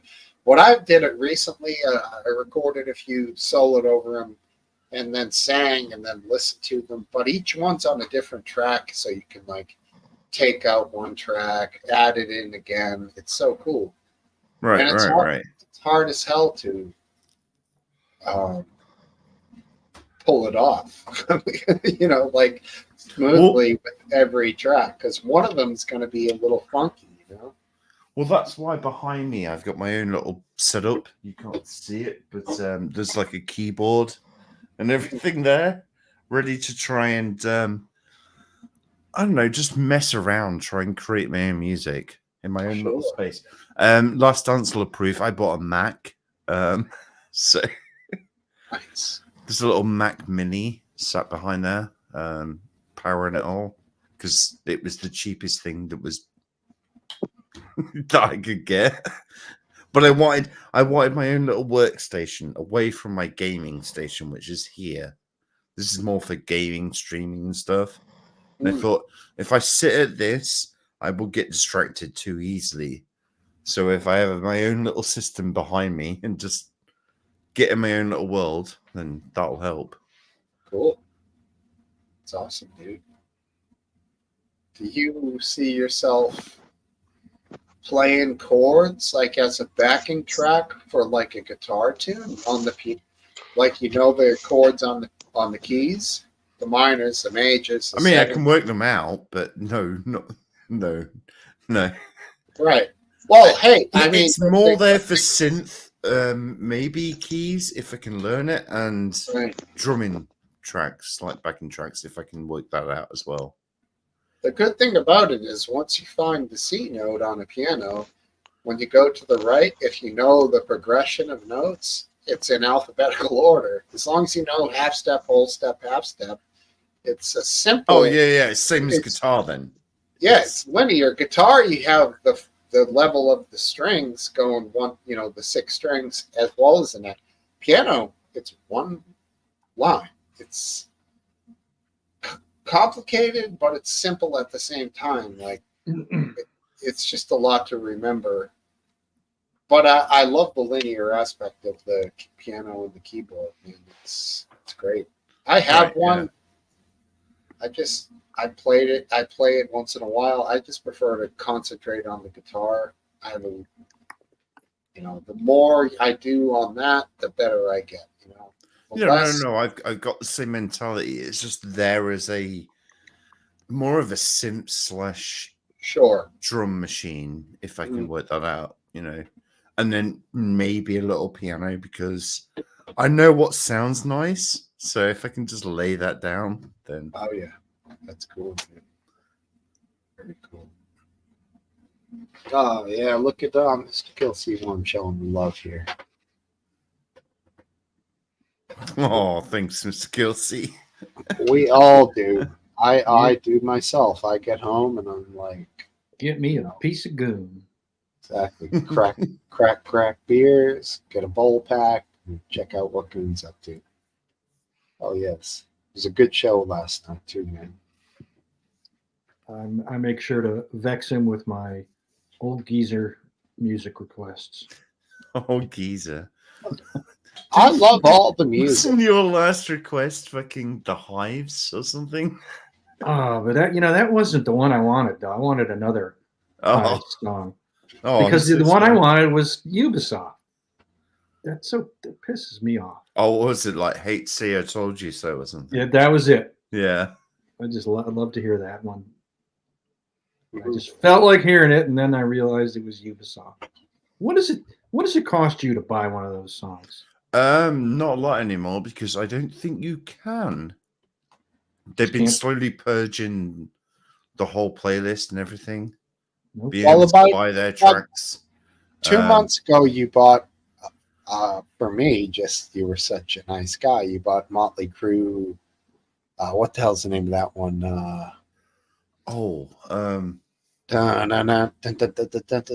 Kickstart My Heart. Kickstart My Heart. That's the one. Yeah. And cool what did that cost you? $5? $4? No, it's probably. I don't know. It's probably the same because America screws us over here, especially with video games, where it'll cost $2.50 to buy the track, but it'll cost us £2.50 over here to buy the same track because so that's like they just convert it by numbers rather than currency. What a scam! No, they've done it with a lot of video games. It's an absolute scam. Yeah, so $2.50 here is like $3 there. That's like a 20% increase in profit for them. If not more, yeah. Yeah. Crazy, dude. Unbelievable stuff. But the idiots that is Ubisoft who own the game, they've taken the game off the stores. Every store can't download it anymore. It's not a thing. And that's why I can't download these DLCs for people anymore because, well, not not all DLCs, but the official Ubisoft ones, because they're just slowly removing them from the store, and they're trying to get people into their new model of subscription-based platform, where you don't really own the game; you have to keep paying for it every month. Oh wow. Yeah, and I don't agree with that practice. I'd rather buy a video game and own it. And So it's are mine. they coming out with a new Any game? media, you know? But Is there a new game? Are they coming out with a new one? no, they did Rocksmith Plus, but it's a subscription-based service. Huh. So you have to pay monthly for the game. You don't own the game. You have to keep paying for it. It's like Netflix. You don't own Netflix. You know, you don't pay once and have Netflix, do you? They do that with this video game, and I fucking hate that practice of, you never own your game. It's a horrible thing. You never own your own media. Yeah. Like, look at buying films online. Do you think you own that? No. As soon as the subscription goes down, then you're fucked. You don't own that, you know.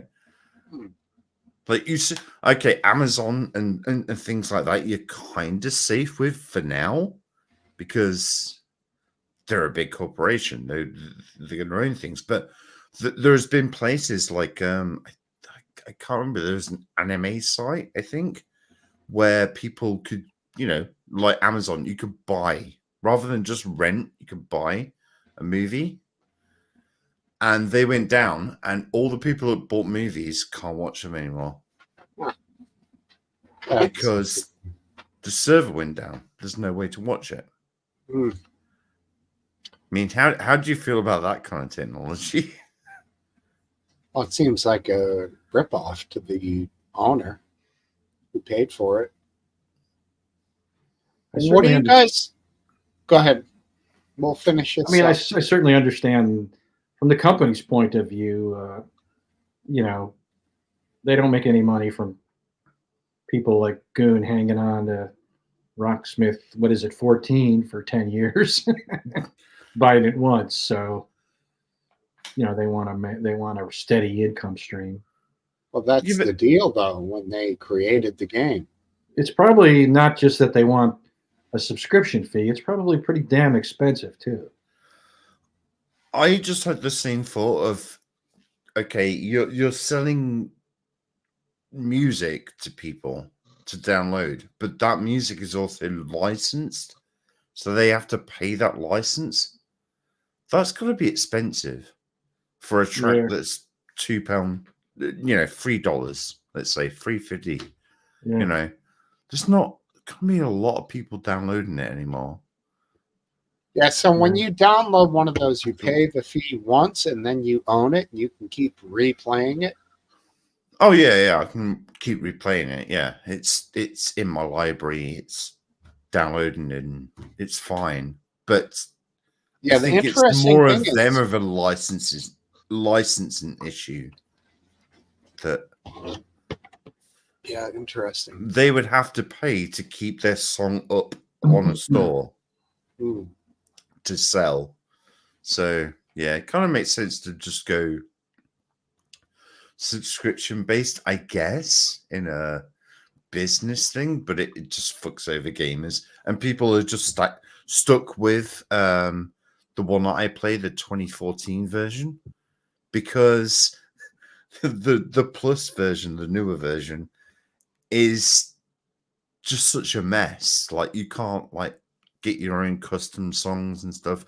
People can't put their custom songs up as well. And is it still available? 2014?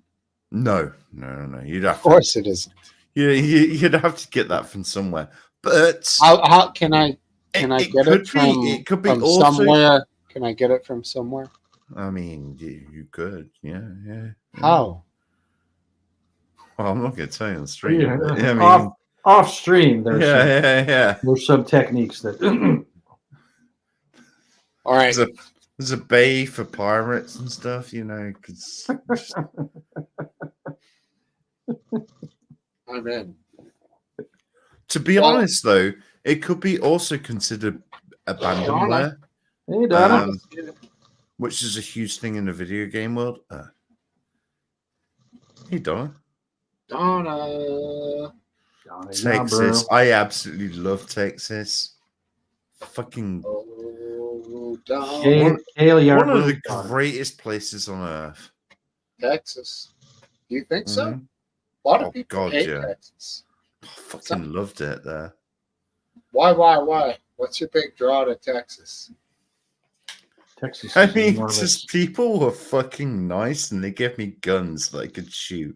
I mean, that was two reasons. The food. Oh my God, the food. I'll give you with the food. The food is good. Yeah. It's good. Okay, the worst thing about Texas is their whiskey. Can't stand it. The bourbon. Nope. Bourbon? Yeah, Bourbon. I Try can't it, stand their bro. bourbon. What kind of whiskey do you like? Kentucky. Kentucky is bourbon. Yeah. No, but they do. Jack Daniels is Texas. Tennessee. Tennessee. Oh, I got the Tennessee place. whiskey. No, fuck that. Jack place. Daniels is from Tennessee. It's whiskey. Sorry, I got the places confused. Bourbon is from Kentucky, but they're Oh well, then I have no reason to hate on Texas. Okay, I absolutely fucking love Texas. Texas doesn't have much for hard alcohol tradition. Yeah, but they drink a lot of it, so that's their tradition. I don't know of anything that's really primarily from Texas. Last Dance, wine, maybe. I don't know. Texas. I really don't. They must, moonshine. Maybe. I don't It's know hot what. as fuck. It's I'm not a desert. Texas expert. Maybe even tequila. What in Texas? Well, I mean, it's close to Mexico. You grow an agave plant, you can make a bottle of tequila. Yeah, Dallas Airport is weird. I don't know. Never been to. just Is passed through there. How was it? Weird or normal? It's just so enormous. It's impossible to get to your connecting flight without, in less than 20 minutes, unless you just happen to be in the same section and next to each other. Yeah, I hate airports, man. They fucking are so stupid. Yep. They make Been these to one of long these. ass hallways. If you miss your turn, you'd be walking for like 20 minutes past it. Right. You're like, Yep. oh shit, we missed our turn. It's a mile away, Like, I mean, Yeah. and you're dragging unwielding fucking luggage behind you that's just falling. Donna's from Galveston. I knew somebody from Beaumont, Texas. I don't know where that is, but it's near the coast somewhere. Galveston, Gulf of Mexico. Yeah, good birding from there. I heard all those birds come up from Mexico through that area. Good song by Glenn Campbell. What's the song? Galveston. Galveston. Galveston, oh Galveston. I don't think it was very good. Well, It sounded terrible from you guys singing it. Yeah, I mean, no one's going to confuse me with Glenn Campbell. By our lyrics, all he says is Galveston over and over again. So, yeah. I know. I remember liking it. Obviously, kind of like that song, Convoy from the 70s. Do you remember that one? Convoy. Yes. CJ, It's awesome. someone. Yes. Oh my CJ. CJ, someone. I don't remember the lyrics. All I remember is Convoy being repeated in that bellowing singing voice. Convoy. Yeah, exactly. God. Oh, that was terrible. Why do I know that? That's what I want to know. Well, it's an American thing, but I know the song. Dude, it goes down as one of those songs that's kind of legendary in like the pantheon of music of All right, I gotta look it up. I now. think it's dopey songs. I think it's like just nonsensical but awesome sort of thing. Kind of with the Smokey and the Bandit, you know. C.W. McCall. Sorry. Yeah, C.W. McCall. C.W. McCall. There you No, I go. don't remember that. Convoy. Convoy. But talking about Mercy songs Sakes that sing Alive. about nonsense, I It's like mean, we got us a convoy. Oh yeah. you get nothing worse than Queen and Bohemian Rhapsody. Like, what were they singing about half the time? Yeah, I mean, my lady put that tune on the other day, and I was like, man, kill it. I hate this. I don't like it. Really? I Yeah, can understand it. I used to love it, and then at a certain point, I never wanted to hear it again. it's a very annoying. I think the best part of the song is the melody and the tunes and stuff, but the lyrics, no. It's funny for the memes and stuff, you know, like what's that movie? Wayne's World. Wayne's World, that's it, yeah. But To be honest, I don't want to hear any Queen song ever again, and I thought they were a great group. And I probably still do, but I don't want to hear any more Queen songs ever. Yeah, I'm in what? the same Why? place. What? Why? I don't know. I just don't want to ever hear them again. I heard them, and they had their time with me, and I'm done with them. I'm in the same boat as him, man. That song where they're like, having a good time, having a good time. Okay, right. Well, just pick up a little album called Made in Heaven, then. What's some of the songs? Made in Heaven is one of the best. It's the first Queen album I ever bought, and I think it's one of the best. And half of it isn't even Freddie Mercury. Well, who is it?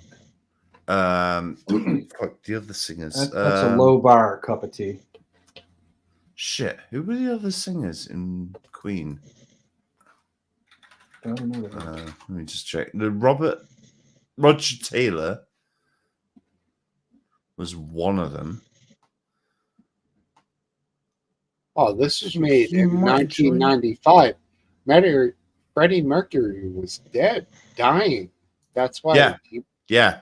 He died halfway through one of the tracks, and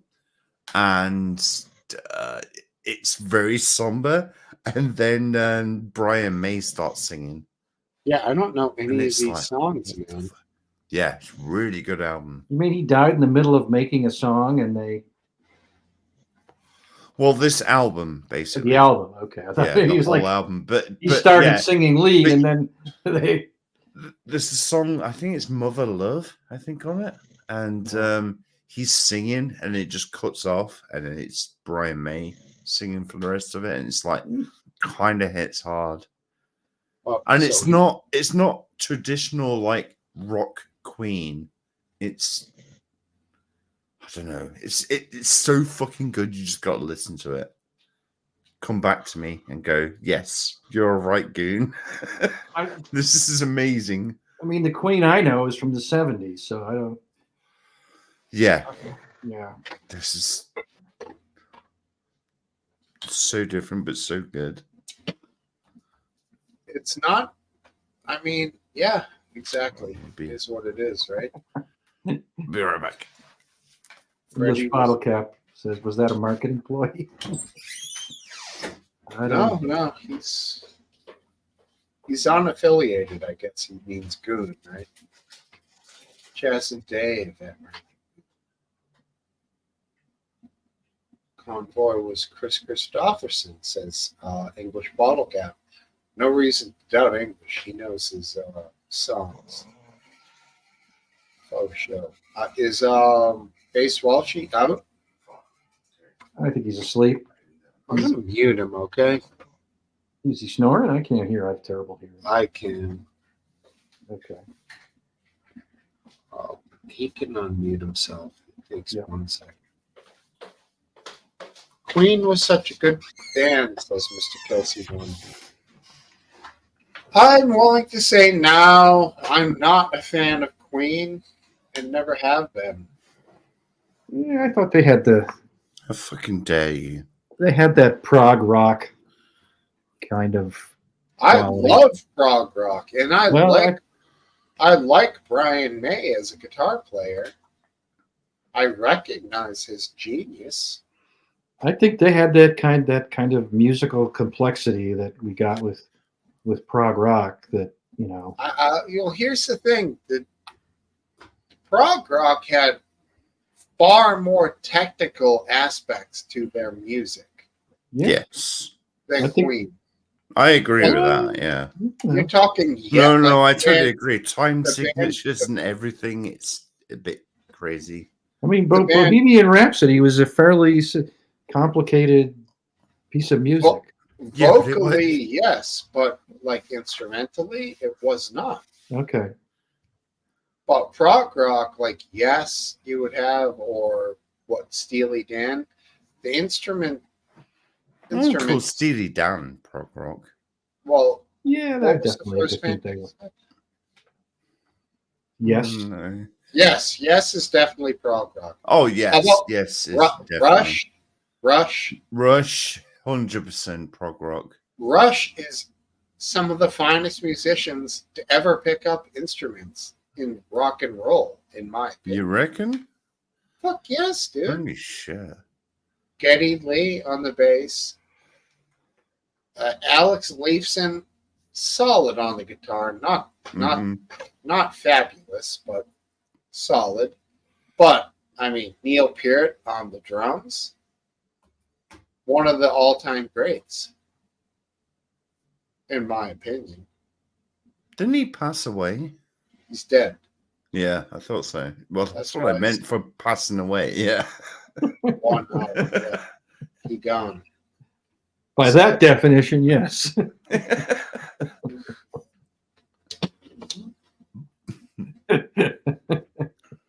It was a band that went for a niche. Oh, somebody mentioned Chaz and Dave in your chat. I'm so sorry that I missed them. Fucking Chaz and Dave. If you've not listened to them, go listen to them. They were like a Cockney band. You know Cockneys, right? Yeah, Like, cock. or, apples and pears and stuff. Yeah. They used to like fucking snooker songs, basically, is what I would call them. Like if you're watching the snooker, but so stupid. Yeah, but yeah, I can't explain them. That's funny to you No, because can't. it makes no sense. But they did a song called Rabbit as well. Sounds all right. Snooker Loopy. I don't know any of these. Yeah, rabbit. I actually saw Chaz and Dave live, chat. Seen them in the person. Well, it actually wasn't Chaz and Dave, it was Chaz and that other guy that because they fell out. Not familiar.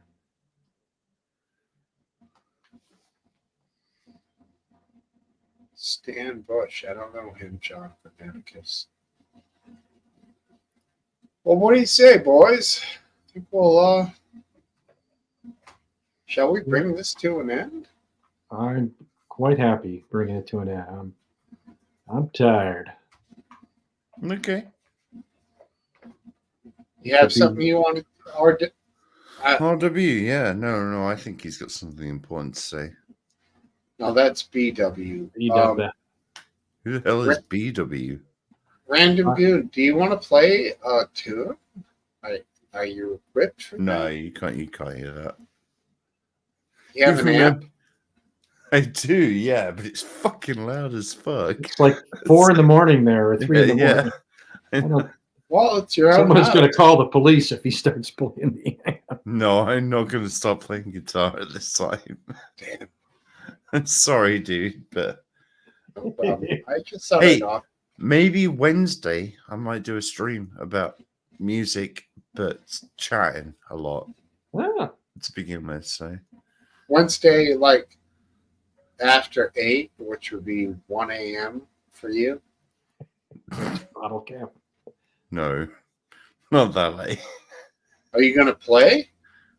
Yeah, I'll play some songs. Oh, I just noodle. I'm basically the idea is just building a amp, an amp and a guitar pedal on Are you stream, going to invite other and people? then play with it afterwards. Invite other people to play a few tunes and shred if they want. Oh, I mean, yeah, if you want to come to my house, Steve, yeah, come over. I mean, on the street, like plug click your, on plug your and then, guitar in. How do you have a guest play on a Twitch stream? on Twitch. It would have to be right. There's now you said there's somebody knows how to do that, like to merge two Twitch streams. And Oh yeah, you figure out the timings and stuff. Maybe that. But how do you- No, I don't think it works. okay, I don't think that's the thing. Yeah, it sounds fun though. Do it up. I'll pop in if I can. yeah, well, Oh yeah. Wednesday night. Random Goon over on Twitch. All right, here we go, boys. We're going to be cutting this baby down. all right. I'm gonna head off. See you guys. Take Take care. it easy, Smokesteve and Random Goon. All right, you guys, take care. It's been real and fun. It was a good night tonight. And Random Goon, you're the man. Thank you for coming by, buddy. Everybody was awesome tonight. And I really appreciate everyone being here. Good night and be well. I wish you the best. Thank you again. See you next week.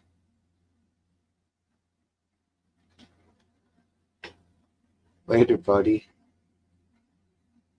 See ya.